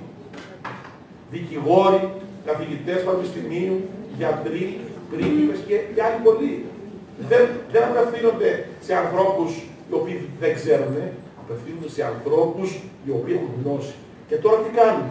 Σου λένε κέρδισες 8 εκατομμύρια ή έχεις μια κληρονομιά 8 εκατομμύρια, αλλά επειδή εσύ δεν το πιστεύεις, σου λένε, σου κάνουμε δωρεάν τα εισιτήρια να έρθεις στο Λονδίνο ή στη Μαδρίτη, να μιλήσεις με τον τραπεζίτη, να ενημερωθείς και στη συνέχεια κάνει αυτά που σου λένε. Και έτσι λοιπόν σου πληρώνει το ταξίδι, πας με το αεροπλάνο στο Λονδίνο ή στη Μαδρίτη, στο Άμστερνταμ, βλέπεις τον τραπεζίτη, τον χαιρετάς, σε καλημερίζει, ανοίγει μια σαμπάκια μέσα στην τράπεζα και καλά εσύ είσαι ο τυχερός. Ο τραπεζίτης βέβαια είναι μαγικό τραπεζίτης. Κάνουμε τράπεζες σε όροφο-διαμερίσματα, πατηλά, και έτσι λοιπόν εσύ πείθεσαι ότι όντως είσαι αυτός ο τυχερός, βλέπεις το χρήμα, σου ανοίγει το χρηματοδοτικό και καλά φιλικά, να δεις το χρήμα, φεύγεις, όλα πληρωμένα βέβαια από αυτούς, δεν δίνεις μία εσύ, και έρχεσαι εδώ στην Ελλάδα και παίρνεις δανεικά από πιο δουλειά ελληνικά. Για να μαζέψεις 415.000 ευρώ έχασε μία δικηγόρος προημερών. Στη Μαδρίτη, το ξέρετε. Έχασε 250.000 καθηγητής πανεπιστημίου προημερών, το πήγανε ταξίδι τουρ. Όλους τους πάνε τουρ τώρα. Είναι με δρόμο της. Ωραία. Καταλαβαίνετε λοιπόν, και μία κοπελίτσα, νέα κοπέλα, σαν και εσάς που βλέπω τώρα απέναντι, 28 χρονών, πήρε δάνειο, έβαλε υποθήκη το σπίτι της για να δώσει 80.000 ευρώ και να πάρει το εκατομμύριο. Και όταν το εκατομμύριο δεν ερχόταν, ήρθα στην ασφάλεια πάνω στα γραφεία μας μαζί με τον αναγωνιστικό του. Στο αποτέλεσμα έφυγε μόνη της. Γιατί την ενημερώσαμε ότι δεν υπάρχουν χρήματα. Καταλαβαίνετε λοιπόν ότι είναι πολλές οι παγίδες και τώρα πριν έρθει εδώ μέσα κάποιος κύριος μου λέει, κύριε Σφακιαδάκη, να προσέξετε τον ιό της αστυνομίας που σου λέει γεια σας, η αστυνομία πάλι 100 ευρώ. Είναι ψεύδι. Αυτά πρέπει να ξέρετε, υπάρχει στο διαδίκτυο ένας ιός που σου μπλοκάρει τον υπολογιστή και καλά ότι είναι η δίωξη του ηλεκτρονικού εγκλήματος. Και έχεις πέσει σε κάποια παραπτώματα. Έχεις μπει σε αρρώστιες ιστοσελίδες ή έχεις κατεβάσει παράδομα μία ταινία. Και η αστυνομία ζητά 100 ευρώ. Αυτό γίνεται σε όλο τον κόσμο. Είτε είναι στην Ελλάδα, είτε στην Ιταλία, Ιταλική αστυνομία, Αγγλική αστυνομία, Γαλλική. Έχουν πάρει 450 εκατομμύρια ευρώ μέχρι τώρα. Είναι hacker από όλο τον κόσμο, έχουν κάνει ομάδες. Συλλαμβάνονται συνέχεια μέσω Interpol και Europol, αυτοί βγαίνουν άλλοι. Τα χρήματα είναι πολλά. Εμείς πρέπει να προσέχουμε. Και αυτό που κάνουμε σήμερα εδώ είναι μόντωση για εσάς. Είναι βιωματική επικοινωνία. Τα βιώματά μας βγάζουν προς τα έξω. Για να μάθετε εσείς και να αποφύγουμε τις απάτες. Να αποφύγουμε να μας βυζέλουν το χρήμα. Γιατί είμαστε αυτή τη στιγμή μια χώρα που όλοι οι εκπομποί από τον κόσμο στοχεύουν εδώ. Γι' αυτό ερχόμαστε πρώτη γραμμή σήμερα η ομάδα μου. Και είμαστε κοντά σας. Θέλουμε να σας προφυλάξουμε. Και όλα αυτά σήμερα που ακούγονται εδώ μέσα, στη Λευκάδα, από την ελληνική αστυνομία, καλό θα είναι να τα πείτε στους φίλους σας το βράδυ ή αύριο μεθαύριο και ο Δήμαρχος να ανεβάσει την ομιλία αυτή την ημερίδα στο διαδίκτυο. Θα σας δώσουμε και το ζωντανό που μιλάμε τώρα, γιατί τώρα που μιλάμε μεταδίδεται από όλο τον κόσμο και μας βλέπουν όλη η ομογένεια και όλος ο κόσμος από εδώ τη Λευκάδα. Έχουμε σύστημα μαζί μας που μεταδίδεται απευθείας, real time. Και μπορεί τώρα που μιλάμε να μας δίνει οποιοσδήποτε από τον κόσμο. Μέσα από το site της αστυνομίας.gr. Τώρα. Και αυτή η ημερίδα θα ανέβει στο Δήμο, στο site του Δήμου, να ανέβει, για να μπορούν όλοι οι δημότες σας να ενημερωθούν τι είπαμε εμείς σήμερα εδώ. Υπαστην όμως, κυρία Κώστα, και η Εκκλησία βέβαια. Και η Εκκλησία. Πολύ πολύ καλή μέρα. Κυρία Κώστα θα μας δώσει τώρα τις απάτες με τον δικό της σκοπό. Αναφορικά με τις απάτες μέσω διαδικτύου, όπως προαναφέρθηκε, είναι πάρα πολλές, ιδίως τώρα αυτή την περίοδο της οικονομικής κρίσης που βαραίνει τη χώρα. Έχουμε 4 μεγάλες κατηγορίες: το phishing, τις νιγερένες απάτες στο ισπανικό λότο, το farming και τις διαδικτυακές παγίδες. Όπως προαναφέρθηκε, οι νιγερένες απάτες είναι πολύ συνηθισμένες. Δέχεστε στο ηλεκτρονικό σας ταχυδρομείο κάποιο email από κάποιον άλλον στο παραλήπτη ότι έχετε κερδίσει μια κληρονομιά σε κάποια χώρα και δείχνετε κάποιο γνωστό σε κάποια χώρα της Αφρικής. Φυσικά σε καμία περίπτωση αυτή δεν είναι αληθινή, πρόκειται για απάτη και προκειμένου να εξαργυρωθεί το μεγάλο ποσό των εκατοντάδων χιλιάδων ευρώ θα πρέπει να προκαταβάλλετε ένα επίσης μεγάλο χρηματικό ποσό και φυσικά σκοπός είναι να πάρουν τα χρήματα από εσάς και το ποσό δεν θα το λάβετε ποτέ στην τράπεζά σας. Αντίστοιχες απάτες είναι και το ισπανικό λότο, ότι έχετε κερδίσει σε κάποια ισπανική λοταρία που φυσικά δεν έχετε παίξει ποτέ και με τον ίδιο τρόπο λειτουργίας σας ζητάνε να προκαταβάλλετε ένα μεγάλο χρηματικό ποσό για να εξαργυρώσετε το ποσό και φυσικά ο μόνος σκοπός είναι να αποκομίσουν από εσάς αυτά τα χρήματα με απατηλό τρόπο. Κάποια άλλη κατηγορία, μεγάλη κατηγορία είναι το phishing. Έχετε ακούσει φαντάζομαι για τις υποθέσεις που έχει χειριστεί η υπηρεσία μας στο παρελθόν. Είναι πάρα πολύ γνωστή υπόθεση της Εθνικής Τράπεζας, όπου σας ζητούσαν, υποτίθεται ότι σας έστελνε κάποιο email η Εθνική Τράπεζα της Ελλάδος και σας ζητούσε να πατήσετε σε κάποιο link, σε κάποιο σύνδεσμο στο email που σας πήγαινε σε κάποια ιστοσελίδα στο διαδίκτυο, στην οποία υπήρχε μια φόρμα. Σε αυτή τη φόρμα σας ζητούσαν πέρα από τα προσωπικά σας στοιχεία να δώσετε και το προσωπικό αριθμό της πιστωτικής σας κάρτας, ο οποίος φυσικά είναι μυστικός και δεν τον αποκαλύπτεται ποτέ στο φυσικό κόσμο. Οπότε φυσικά δεν τον αποκαλύπτεται και στον διαδικτυακό κόσμο. Σε αυτή την περίπτωση, σκοπός ήταν να υποκλέψουν με αυτόν τον τρόπο από τη φόρμα αυτή την ειδική τα στοιχεία αυτά, τα αποθήκευαν στις βάσεις δεδομένων τους, φτιάχνανε κάρτες κλόνους και με αυτόν τον τρόπο μπορούσαν μετά μέσω της πιστωτικής κάρτας που ήταν κλόνος να πάρουν όλο το ποσό που είχατε εσείς μέσα. Το οποίο μπορεί να ήταν δυστυχώς για μερικά θύματα αρκετές χιλιάδες και εκατοντάδες χιλιάδες ευρώ. Επίσης, μια αντίστοιχη περίπτωση phishing ήταν η περίπτωση, όπως το ανέφερε ο κ. Στεξέρχος, του ΙΚΑ, όπου δεχόσασταν πάλι με κάποιο παρόμοιο τρόπο ένα email από έναν αποστολέα που ήταν πολύ πιστευτός, φαινόταν ότι ήταν όντως το ΙΚΑ, και σας έλεγε ότι έχετε κάποια ευρώ, κάποιες χιλιάδες ευρώ επιστροφή φόρου και προκειμένου να προχωρήσετε την διαδικασία, πάλι πρέπει να δώσετε τα προσωπικά σας στοιχεία. Απατηλά φυσικά όλα αυτά και σκοπός ήταν να υποβληθούν τα προσωπικά στοιχεία και τα στοιχεία ταυτότητάς σας, αλλά και τα στοιχεία της πιστωτικής σας κάρτας. Πάμε μετά σε μια άλλη τρίτη κατηγορία, είναι οι υπονομαζόμενες διαδικτυακές παγίδες. Πολλές φορές μπορεί να έχει τύχει εκεί που λογίζετε σε κάποια ιστοσελίδα στο διαδίκτυο, να μπείτε σε μια ιστοσελίδα σαν αυτή που φαίνεται στη διαφάνεια, όπου σας λέει βάλτε εδώ σε αυτή τη φόρμα το κινητό σας τηλέφωνο για να μάθετε κάτι. Για να μάθετε κάτι, για παράδειγμα, για το μέλλον σας. Εσείς δίνετε το κινητό σας, δεν βλέπετε τα ψηλά γράμματα, δεν δίνετε προσοχή στα ψηλά γράμματα στους όρους χρήσης αυτού του άτυπου διαγωνισμού και μετά βλέπετε στον επόμενο λογαριασμό του κινητού τηλεφώνου να έρχεται ένα υπέροχο ποσό. Θα συμπληρώσω εδώ τη συνάδελφό μου και να σας πω ότι το είπε πολύ απλά. Σας λένε τι σας λένε, θέλετε να μάθετε που είναι τώρα ο φίλος σας. Ποιος δεν θέλει να το μάθει. Ποιος δεν θέλει, έσω και από περιέργεια. Όλοι μας θέλουν. Οπότε βάλε τον αριθμό του κινητού σου και θα μάθεις. Με το που παίρνουν τον αριθμό του κινητού σου, είσαι τελειωμένος. Και σου έρχεται ο επόμενος μια λογαριασμός και μετά για να βγάλεις αυτό το 888 πρέπει να κάνεις βασιλικά έξοδα, όπως τα λέμε. Σου βγάζουν τον άδειο. Είναι εκατομμύρια ευρώ αυτή η απάτη, όπως σου λένε θέλεις να μάθεις πότε θα πεθάνεις. Άλλη απάτη. Θες να μάθεις πότε θα πεθάνεις. Οπότε βάζεις εσύ τον αριθμό του κινητού σου, έχουν σκοπό να πάρουν τον αριθμό του κινητού σου. Όταν πάρουν τον αριθμό του κινητού σου, σε χρεώνουν ανεξέλεγκτα. Έχεις αποδεχτεί όλη τους την απάτη και όλη τους την κομπίνα. Εμείς, σαν δίωξη ηλεκτρονικού εγκλήματος, έχουμε κάνει δικογραφία, την έχουμε στείλει στον εισαγγελέα τον κύριο Ορνεράκη, ο οποίος τη διαχειρίζεται. Είναι πολλά τα εκατομμύρια η κομπίνα της εταιρείας αυτές, οι οποίες έχουν όλες έδρα εκτός Ελλάδος. Τυχαίο. Για να αποφεύγουν σύλληψη. Πάμε τώρα στην επόμενη απατηλή περίπτωση που ασχολείται η υπόθεση που ασχολείται η υπηρεσία μας. Φυσικά είναι ο ιός που προαναφέρθηκε. Σε κάθε περίπτωση, ανάλογα από το ποιον ηλεκτρονικό υπολογιστή συνδέεστε, αναγνωρίζουν ότι βρίσκεστε στην Ελλάδα ή σε κάποια αντίστοιχη χώρα του εξωτερικού και σας εμφανίζουν στην οθόνη του υπολογιστή σας, μπλοκάρει ο υπολογιστή σας και σας εμφανίζουν ένα μήνυμα σαν αυτό που βλέπετε, ότι ο υπολογιστής έχει μπλοκαριστεί από την αντίστοιχη δίωξη ηλεκτρονικού εγκλήματος και πρέπει να δώσετε 100 ευρώ μέσω κάρτας προκειμένου να ξεμπλοκαριστεί ο υπολογιστής. Φυσικά σε καμία περίπτωση η ελληνική αστυνομία δεν θα ζητούσε χρήματα για να αποφύγετε σε εισαγωγικά κάποιο παράδειγμα που κάνατε. Οπότε όταν δείτε τέτοιο μήνυμα πρέπει να αντιλαμβάνετε ότι είναι απατηλό και φυσικά να απευθυνθείτε σε κάποιον ειδικό για να σας ξεμπλοκάρει με το τεχνικό τρόπο τον ηλεκτρονικό υπολογιστή. Πάμε να δούμε κάποια πραγματικά περιστατικά που προαναφέρθηκαν. Είναι περιστατικά που έχει χειριστεί η υπηρεσία μας τα τελευταία χρόνια.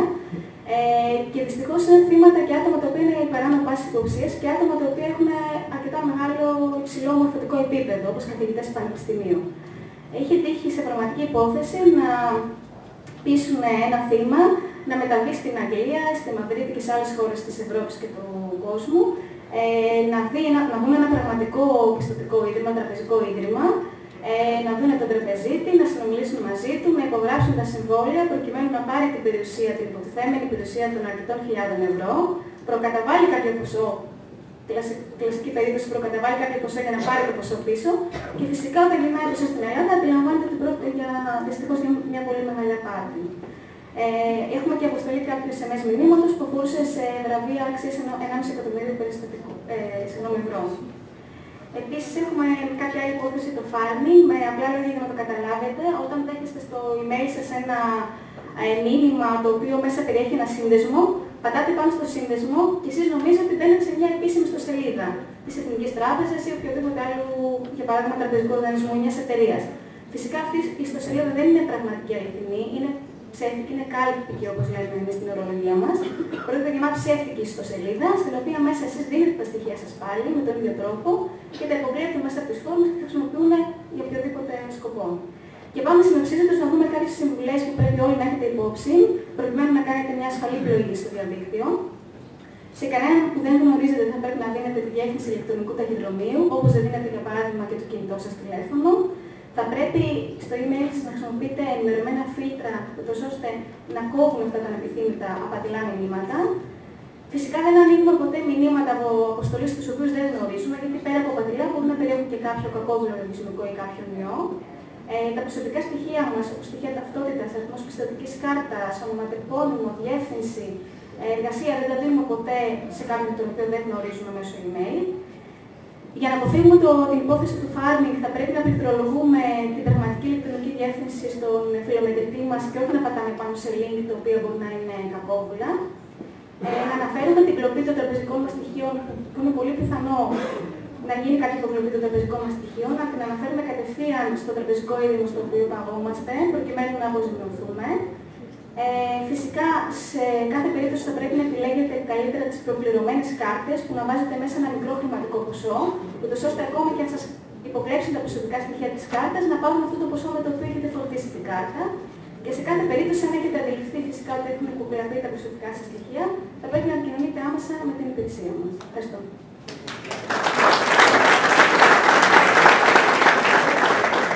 Κλείνοντας, ήθελα να σας πω ότι η υπηρεσία, η δίωξη του ηλεκτρονικού εγκλήματος, η υπηρεσία μας έχει δημιουργηθεί από τον πρόεδρο της Δημοκρατίας, από το FBI, τον Υπουργό Παιδείας και από τον Υπουργό Εθνικής Οικονομίας. Και όποιος θέλει, οποιαδήποτε ώρα του 24ωρου μπορεί να επικοινωνήσει στο 1112 με την δίωξη του ηλεκτρονικού εγκλήματος. Είναι το τηλέφωνο που θα το σηκώσει αξιωματικός της υπηρεσίας και θα πείτε αυτά που εσείς νομίζετε και θέλετε. Γιατί είναι αδιανόητο το 2013 να πέφτουμε σε παγίδες όπως ακούσαμε. Υπάρχουν άνθρωποι οι οποίοι είναι δίπλα σας, είναι άνθρωποι, είναι αξιωματικοί που τους έχουμε προσλάβει για αυτό και μόνο το σκοπό και πάνω απ' όλα είναι εξειδικευμένοι και θα σας δώσουν τα φώτα τους για κάθε πρόβλημα, για κάθε θέμα που θα συναντήσετε στο διαδίκτυο. Εγώ σας ευχαριστώ πάρα πολύ, να είσαστε καλά και θέλω να δούμε.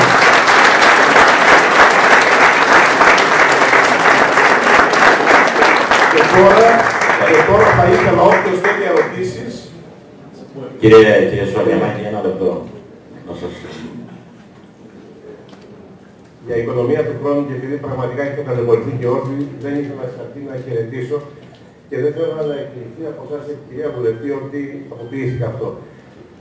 Πραγματικά θέλω να σας συγχαρώ. Να σας συγχαρώ γιατί αυτό είναι το πραγματικό αληθινό πρόσωπο της ελληνικής αστυνομίας που είναι δίπλα μας. Κατέθεσαν το προσωπικό τους βίωμα και το οποίο έχουν κάνει όλα αυτά τα χρόνια ως υπηρεσία, οι κύριοι υποδιευθυντές, οι κύριοι υπαστυνόμοι, ο κύριος διευθυντής και ο ταξίαρχος δίπλα μας, που όταν εμείς απερίσσεπτα τα μικρά παιδιά, ακόμα και εμείς οι ίδιοι, πληκτρολογούμε στο διαδίκτυο και δεν ξέρουμε τι θα μας συμβεί, αυτοί είναι πίσω μας με τα μάτια ορθάνικτα να μας προστατεύσουν. Αυτή η βιωματική παρουσία σήμερα όμως είναι πραγματικά το κάτι άλλο. Δηλαδή είδαμε από κοντά αυτά που πιθανόν να τα ακούμε στις ειδήσεις, αλλά πολλές φορές λέμε αυτό συνέβη σε κάποιον άλλο. Αυτό δεν θα συμβεί στο δικό μου παιδί. Κάτι τέτοιο λέγαμε και παλιότερα για τα ροματικά. Θέλω να σας ευχαριστήσω θερμά που μας θυμήσατε σήμερα και βρεθήκατε εδώ. Να καταθέσετε την ψυχή σας. Αυτό που έχετε προσφέρει στον συνάνθρωπό μας, σε όλη την ελληνική κοινωνία, να μας βοηθήσετε. Επίσης, και την κυρία Ράφη, η οποία για λόγους πέρα από τη δική της θέληση έπρεπε να φύγει, για το διήμερο που βρέθηκε στη Λευκάδα και παρουσίασε το πρόγραμμά της στη θέση κεντρική μας πλατεία και σήμερα απόψε. Από τη δική μας πλευρά ως Δήμος, θα θέλαμε να σας το ζητήσουμε, θα ανεβάσουμε στο τοπικό μας site. Είναι εδώ και όλα τα μέσα μαζικής ενημέρωσης. Θα τους καλέσουμε, νομίζω και οι ίδιοι θα το αξιολογήσουν, ότι είναι πάρα πολύ σημαντικό. Όσοι το είδαμε να το ξαναδούμε, να το κάνουμε βίωμα, και όσοι δεν το είδαν, εμείς οι ίδιοι να λειτουργήσουμε πολλαπλασιαστικά, να μεταφέρουμε αυτά τα μηνύματα για να μπορέσουμε να σώσουμε ανθρώπους εκ των προτέρων, να μην τους αποτρέψει ο κύριος Φακιανάκης και η ομάδα. Ένα θερμό χειροκρότημα, γιατί νομίζω ότι είναι το καλύτερο πλήσιμο για τη δουλειά που κάνουν, για αυτό που προσφέρουν και για την ψυχή τους που είπαν να καταφέρουν σήμερα σε εμάς. Σας ευχαριστούμε θερμά. Ήθελα να προσθέσω πριν φύγετε ότι σήμερα ήταν μια από τις καλύτερες ημερίδες που έχουμε κάνει στις πόλεις. Ευχαριστώ. Σας ομολογούμε. Είναι η πρώτη φορά που το λέω. Εάν υπάρχουν ερωτήσεις προς την ομάδα. Παρακαλώ. Τα online παιχνίδια για μικρά παιδιά σίγουρα θέλουν για αυτά κάποιους συνηθίους. Μιλάμε με διάφορα παιδιά από άλλες χώρες υποτίθεται και χτίζουν κάπως διάφορα κάτι. Για τι ηλικίες? 10 με 15.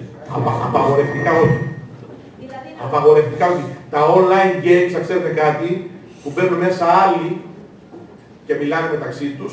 Ένα θα σας πω, μια εμπειρία, ένα βίωμα δικό μου που έζησα πριν ένα χρόνο στην υπηρεσία μας, ήταν ένα τέτοιο online games και 3 μανάδες στην Αθήνα είδαν τα παιδιά τους στις τουαλέτες με τα λάπτοπ ανοιχτά. Τίποτα. Τίποτα. Η απάντηση είναι αυτή. Καταλαβαίνετε πολύ καλά ότι μέσα υπάρχουν πολλά παιδιά και μικρά, τι γινόταν. Όταν ένα παιχνίδι είναι online, έχει κερκόπορτα εγκλήματος, μπαίνουν μέσα οι ανώμαλοι και το παιδί το κατευθύνουν σε πράξεις, δυστυχώς, που δεν ξέρει, αλλά θέλει να μάθει. 10χρονο, 12, 13, 14. Τα παιχνίδια πρέπει να είναι όχι online, πρέπει να είναι παιχνίδι κανονικό να παίζει μόνο. Εάν θέλει να παίξει online, να πάει να βρει στη γειτονιά του τα παιδάκια τα άλλα, να παίξουν όλα μαζί. Είναι αδιανόητο 11χρονο παιδί να έχει τσάτ και να διαχειρίζεται. Μπορώ να σας λέω βιώματα μέχρι αύριο το πρωί. Δεν θέλω να σας τρομοκρατήσω. Είναι αδιανόητο να έχει τσάτ το παιδάκι. Σε τσάτ για μικρά παιδιά τώρα που μιλάμε, που δίνουν κούκλες, δεν θέλω να πω όνομα, δίνουν κούκλες, συχνάζουν μέσα παιδόφιλοι. Και έχω 2 καταγγελίες τώρα. Τι άλλο να πω. Τι άλλο να πω. Τίποτα άλλο να πω. Σας τα λέω ότι τα έχω βιώσει και τρελαίνω. Δεν μπορώ αυτό το πράγμα να το ζω πάλι. Γιατί ζούμε η κάθε εμπειρία, η κάθε πράξη, εμείς ζούμε. Δεν βλέπουμε τον πολίτη ως πελάτη. Ο πολίτης έχει πρόβλημα. Πρέπει εμείς να πούμε μέσα στο πρόβλημα γιατί είναι μια το μισό. Ειδικά το ακούω για μικρά παιδιά 10 και 11 ετών και βλέπεις τους αλυταράδες απέναντι και ευθέως το λέω αυτό το πράγμα. Και προσπαθούν το 10χρονο, το αγγελούδι να το αποπλανήσουν, έχει τρελαίνουν. Και αυτή τη στιγμή σας λέω βιώματα δικά μου. Βιώματα των αξιωματικών δικά μου και των αξιωματικών που ζουν καθημερινά αυτό το φαινόμενο. Μακριά από online games σε μικρά παιδιά. Μετά το 16 ξέρουν τι κάνουν. Κυρία. Σε αυτό το παιχνίδι με τις κούκλες που λέμε, αν κάνουν chat, έχουμε δώσει τα στοιχεία τους. Μετά, μέσα στις οδηγίες, λέει ότι μπορείς να κάνεις απόκριση. Αυτά χάνονται τα στοιχεία ή παραμένουν? Σας είπα κάτι, όλα παραμένουν. Μην φτάσετε στο σημείο να έχετε τις ιδιώσεις. Εμείς για αυτό το λόγο μας λέμε. Μην φτάσετε, είναι απαγορευτικά. Και εμένα η κόρη μου ήταν να παίξει τις κούκλες. Θα παίξει με τις κούκλες τις αληθινές. Είναι η πρώτη στο διαδίκτυο η κόρη. Το λέω και το δηλώνω. Όμως δεν παίζει online, ξέρει και τα αποφεύγει. Για ποιο λόγο τα άλλα παιδιά να παίζουν. Υπάρχουν τόσα ωραία παιχνίδια στο διαδίκτυο, θα παίζουν μόνα τους. Δυστυχώς υπάρχουν τρύπες στα συστήματα αυτά. Και δεν πρέπει εμείς, αφού το ξέρω και ήρθαμε εδώ να σας ενημερώσουμε, πρέπει να σας πούμε την αλήθεια και τα βιώματά μας που ζούμε κάθε μέρα. Μερικές φορές μιλήσατε ότι υπάρχει ένα ηλεκτρονικό κλειδί που μπορείτε να βρείτε κάποιον που έχει μια κακή πρόθεση όσον αφορά την αποπλάνηση. Ηλεκτρονικό ίχνος. Μάλιστα, ηλεκτρονικό ίχνος. Υπάρχουν ωστόσο όμως κάποιες επιλογές στο Firefox και στο Google Chrome που είναι διαφορές για ανώνυμη περιήγηση. Και επίσης υπάρχουν και κάποια προγράμματα τα οποία μπορεί να μπερδέψουν τη συγκεκριμένη ηλεκτρονική ταυτότητα. Θα σας δώσω μια απάντηση. Όλα αυτά είναι παιχνίδια των εταιριών. Όταν ένας σωστός ερευνητής κάνει μια σωστή έρευνα, βρίσκει τα πάντα. Τελεία και πάμε. Ναι, εσείς. Θέλω να πω ότι σχετικά με τους όρους χρήσης, πέραν από τις σελίδες στο διαδίκτυο, οτιδήποτε τέτοιο, επίσης στις συσκευές, στα smartphones, μια φορά μπήκα στον κόπο να διαβάσω τους όρους χρήσης, αλλά περιέγραψε μια εργασία που έκανε κιόλας παράλληλα. Το τι έλεγε, το έλεγε ξεκάθαρα ότι σκανάρει τις επαφές, κρατεί όλες, σκανάρει το email, παίρνει όλες τις επαφές του email μου, ούτως ώστε να τις χρησιμοποιήσουν για δική τους πρόθεση, ενώ παράλληλα τις στέλνουν σε αντίστοιχες εταιρείες πρόθεσης, σε άλλους, ούτως ώστε στο μέλλον να λάβουν ενημέρωση οι δικές μου επαφές με τα δικά μου στοιχεία και να μπορέσουν στη συνέχεια οποιαδήποτε χρήση κάνουν των δικών τους δεδομένων, δηλαδή μηδενική ασφάλεια προσωπικών δεδομένων, άσχετα με τι λένε. Αλλά βέβαια. Προσωπικά δεδομένα υπάρχουν μόνο στη χώρα μας. Και αρχές κτλ. Δυστυχώς στον κόσμο, τον υπόλοιπο δεν. Είναι άλλες νομοθεσίες. Είμαστε από τις λίγες χώρες που έχουμε αυτό το αξίωμα. Έχουμε προσωπικά δεδομένα, έχουμε αρχή προσωπικών δεδομένων. και το σεβόμαστε σαν χώρα το προσωπικό δεδομένο. Δυστυχώς όμως, μέσα από το διαδίκτυο που υπογράφεις μια σύμβαση που έχεις να κάνεις με μια άλλη χώρα, στα παίρνουν όλα. Γιατί εσύ είσαι με την τρέλα να πεις ναι, λες ναι, αποδέχομαι όλα, χωρίς να διαβάσεις τίποτα. Γιατί σε τρελαίνει το διαδίκτυο. Σε τρελαίνουν μέσα οι φόρμες αυτές και υπογράφεις χωρίς να ξέρεις τι υπογράφεις. Απλώς θέλεις πιο γρήγορα να τελειώσεις για να μπεις στη φόρμα, στο παιχνίδι ή στην online διαδικασία. Ο κύριος εσείς.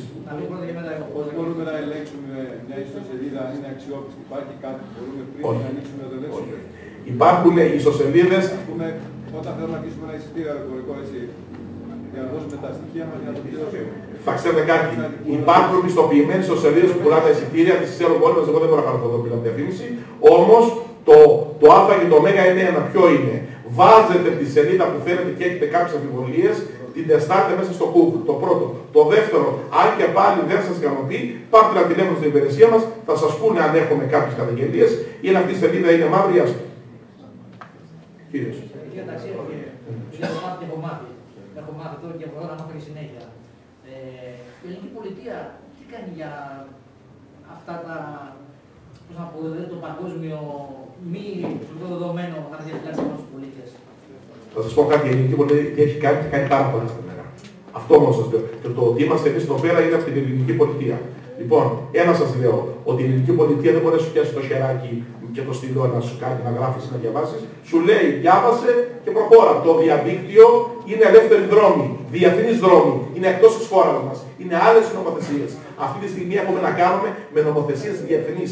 Άρα, οφείλεις εσύ που παίρνεις μέσα στο συγκεκριμένο δρόμο να διαβάσεις, να ενημερωθείς και παράλληλα να δεις αν είναι απατηλός ή όχι.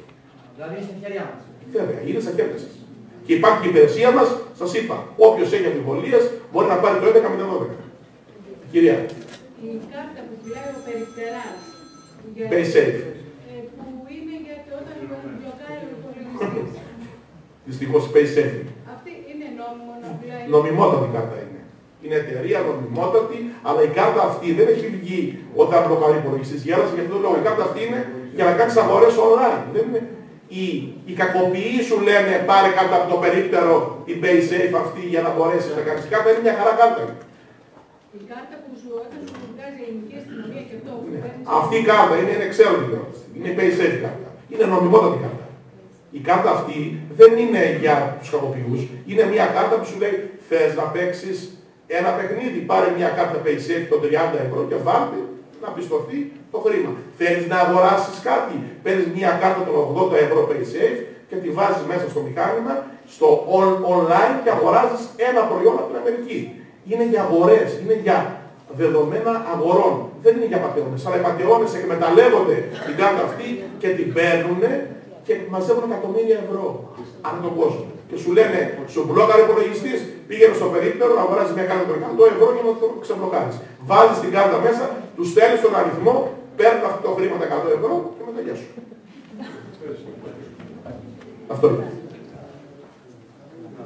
Ο κύριος. Δεν ξέρω αν το κατάλαβα καλά. Ήθελα να πω αυτό με το Facebook που είπατε. Όταν εγώ, ας πούμε, έχω την προστασία της αστυνομίας, όπως ο κάθε πολίτης, για να προστατεύεται έχει την αστυνομία του, έτσι. Πώς γίνεται να προστατεύει, δεν είναι τα στοιχεία που είπατε στις αστυνομίες όλων των χωρών, το Facebook. Το θεωρείτε σωστό εσείς αυτό? Το τι θεωρώ να εγώ το θεωρώ λάθος και γι' αυτό το λέω. Πώς το επιτρέπουν αυτό παγκοσμίως? Θα ξέρετε κάτι, ότι κάθε εταιρεία έχει την πολιτική της και τη στρατηγική της. Εμείς δεν μπορούμε, σαν χώρα, η Ελλάδα δεν μπορεί να βάλει νόμους και πλαίσια στην εταιρεία, υπογράφει στους κανόνες, τους αποδέχεσαι και τελειώνεις. Εντάξει. Από εκεί μετά τα πράγματα μιλάνε μόνα τους. Πώς μιλάνε μόνα τους? Σου λέει έχεις υπογράψει μια σύμβαση, κύριε. Σύμβαση λέει όλα αυτά, εγώ σας είπα τα 2 από τα 100. Τα δικιά μας. Άμα μπεις τώρα στο Facebook και έχεις, θα διαβάσεις. Μπαίνεις μέσα να διαβάσεις. Γιατί να γίνει ο χρήστης όμως σε μια τέτοια... στο Facebook? Μα δεν σας λέει κανείς να γίνει χρήστης στο Facebook. Ο δρόμος είναι δικός σου, επιλέγεις. Ποιο social media θέλεις και αν θέλεις να πας στο Facebook. Μπορεί να πας στο Skype. Να μιλάς μόνο με το φίλο σου. Τίποτα άλλο. Καθένας κάνει αυτό που θέλει. Εμείς δεν υποδεικνύουμε τους δρόμους. Εμείς βρίσκουμε τους κινδύνους και σας ενημερώνουμε όλους εσάς. Για να είστε ενημερωμένοι πολίτες. Γιατί σωστός πολίτης είναι ο ενημερωμένος πολίτης. Σας ευχαριστώ πολύ. Μισό κύριο Βουλευτής τελικά. Δύο ερωτήσεις σύντομες. Πρώτη, η ηλεκτρονική εφημερίδα γράφει κάτι συμποφετικό για κάποιον από εμάς. Προσφεύγουν στη δικαιοσύνη, εν πάση περιπτώσει, αν στηθεί και ηλεκτρονικό ίχνος, εσείς το βρίσκετε. Πρώτο, ισχυρίζονται ότι δεν είναι ανιχνεύσιμοι, ότι λειτουργούν μέσω Google και ότι εσείς δεν μπορείτε να καταντείτε εκεί γιατί δεν σας δίνουν ποτέ πληροφορία. Άρα, αν και ξέρουμε ποιοι είναι, επειδή δεν ξέρουμε πού είναι το μηχάνημα, δεν πιστοποιείται η συκοφαντική ρύθμιση. Λοιπόν, το πρώτο, εφόσον είναι εφημερίδα, υπάρχει ταυτότητα, τέλος, ξέρεις τι θα κάνεις. Στα blog, εφόσον το συκοφαντικό γίνεται εκβιαστικό, που τις περισσότερες φορές τα συκοφαντικά μετατρέπονται σε εκβιαστικά, η εταιρεία Google μας δίνει όλα τα στοιχεία και προχωράμε σε συλλήψεις και εντοπισμούς. Εντάξει, και πάμε. Και το βασικό ποιο είναι, η υπηρεσία μας έχει εξεχνιάσει δεκάδες υποθέσεις blog, γιατί το συκοφαντικό γίνεται εκβιαστικό. Πρέπει να επικαλεστείτε. Όχι, γίνεται το συκοφαντικό στη συνέχεια ήδη προχωράμε σε λάθη, την προφόρια. Μια δεύτερη ερώτηση. Facebook. Η μία αναπτυγμένη επικοινωνία ανάμεσα στα δύο τα πελάτια. Και μία διαφήμιση μισό λεπτό. Όταν λέω το συκοφαντικό γίνεται εκβιαστικό, εννοώ ότι πέφτουν σε παραπτώματα ήδη. Αρχίζουν από μια συκοφαντία η οποία μετατρέπεται μετά σε εκβίαση. Αυτό εννοώ για τυχόν παρεξηγήσεις. Η μία αναπτυγμένη επικοινωνία του Facebook. Το παντελάκι στη μέση ανάμεσα στους φίλους και στα γεγονότα. Είναι από εκείνα που μένουν και που χρησιμοποιούνται αργότερα. Θα σας απαντήσω με ένα βίωμα. Προμηνών κάποιος Δανός έκανε μήνυση στη Facebook για να του δώσει ό,τι στοιχεία έχει κρατήσει μετά από 10 χρόνια, 9 χρόνια, ήταν από τους πρώτους πελάτες της Facebook. Η εταιρεία είπε δεν στα δίνω, μετά από αγώνες που έκανε ο άνθρωπος, το δικαστήριο είπε πρέπει να δώσεις. Του έδωσε λοιπόν ένα CD η εταιρεία Facebook, μετά από 10 χρόνια, ο οποίος είχε φύγει και διαγράψει τον λογαριασμό και είπε ο άνθρωπος στη συνέντευξή του ότι μόνο τις αναπνοές του μέσα δεν είχαν. Καταγράφουν τα πάντα. Ό,τι κινήσεις κάνεις, όλα είναι καταγεγραμμένες. Και στη συνέχεια υπάρχει εμπορική εκμετάλλευση. Ο κύριος. Εγώ καταρχάς θα ήθελα να σας ευχαριστήσω πρώτον τους άνθρωπους και δεύτερον ως εκπαιδευτικό για την παρουσία σας εδώ και το Δήμο που διοργάνωσε αυτή την ημερίδα. Θεωρώ και νομίζω ότι είναι γνωστό σε όλους μας και αποδεκτό ότι οι συμπεριφορές, οι σωστές, κοινωνικά αποδεκτές, νομικά σωστές, τυπικές όπως θέλουμε να τις χαρακτηρίσουμε, ή η τροποποίηση της συμπεριφοράς βγαίνει μέσα από την αγωγή και από την παιδεία.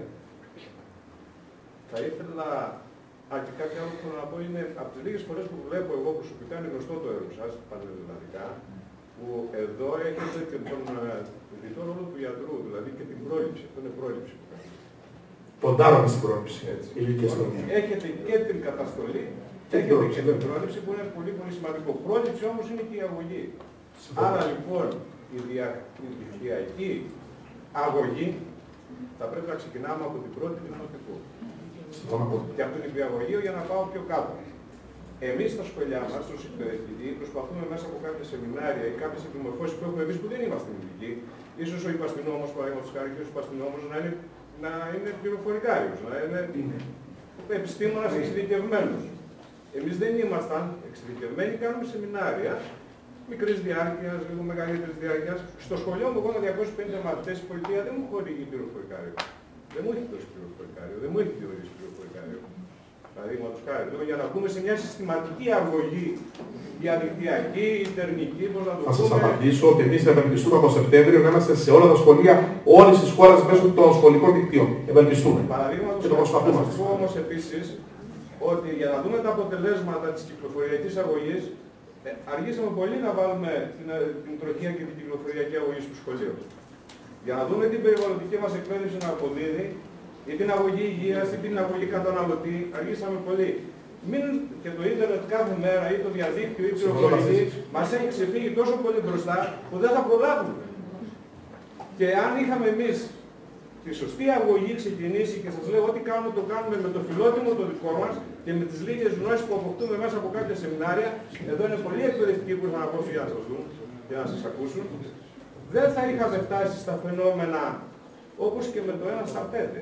Εάν η σεξουαλική διαπαιδαγώγηση των μαθητών μας είχε μπει στα σχολιά, είχαμε τροποποιήσει συμπεριφορές, είχαμε δημιουργήσει συμπεριφορές, δεν θα είχαμε φτάσει, θα ήμασταν γνώστες στα παιδιά. Και η σωστή γνώση γίνεται και από την οικογένεια αλλά και στο σχολείο.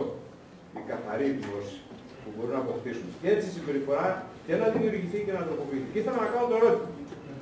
Τουλάχιστον την εμπειρία τη δική σας, όλα αυτά που έχετε, το Υπουργείο Δημοσίας Τάξεως το έχει μεταφέρει στο Υπουργείο Παιδείας, στους συμβούλους, σε όλους αυτούς τους συμβούλους που υπάρχουν εκεί, να βγάλουν ένα νομοσχέδιο, ένα νόμο, ώστε να περάσει αυτή η αγωγή επίσημα και υποχρεωτικά στα παιδιά μας. Πιστεύω και ευελπιστώ από Σεπτέμβριο να είναι όλα όπως τα λέμε.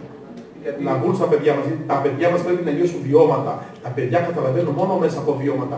Μία εμπειρία μου θα σας πω, μίλησα σε 1.400 παιδιά ηλικίας 12 με 15, η πιο δύσκολη ηλικία, και μου είπαν όταν πήγα να μιλήσω, είσαι τρελός. Πώς θα σας ακούσουν αυτά τα παιδιά? Αυτά κάνουν όλη την Ναζαρία. Μόλις πήγα μέσα, σας λέω και άρχισα να μιλάω, καρφίτσα να έπινες, θα ακούγεις το κλικ. Αυτό και μόνο είναι πολλά. Ο νέος θέλει να μάθει, αλλά από τον ειδικό που έχει βιώσει καταστάσεις. Δεν θέλει φιλολογία ο νέος. Και ειδικά το διαδίκτυο είναι κάτι που πρέπει να πει στα βιώματά σου. Για να καταλάβει το νέο παιδί. Κύριε Ταξιάρχη, θεωρώ ότι αν γλιτώσατε 800 ανθρώπους από αυτοκτονίες, εάν αυτό ήταν επίσημο από την πολιτεία προσπάθεια μέσα στα σχολεία με την αγωγή, θα έχουμε γλιτώσει να με... Εγώ σας ευχαριστώ πάρα πολύ. Και να σας πω και κάτι άλλο. Ξέρετε ότι αυτό το ειδικό που μας έδωσε η κυρία... Πρέπει να μιλήσουν κι άλλοι, να ρωτήσουν κι άλλοι. Να πω το τελευταίο για να καταλάβει τι... Ας μην μένουμε στο ίδιο σπίτι όπως είπατε, κύριε Παγγελάκη, κάπως το είπατε για στο πάλι. Στο ίδιο σπίτι ζούμε και είμαστε ξένοι. Ας κυνηγήσουμε από αυτό. Εγώ σας ευχαριστώ πάρα πολύ που ήρθατε εδώ. Να είσαστε καλά και ο Θεός μαζί σας.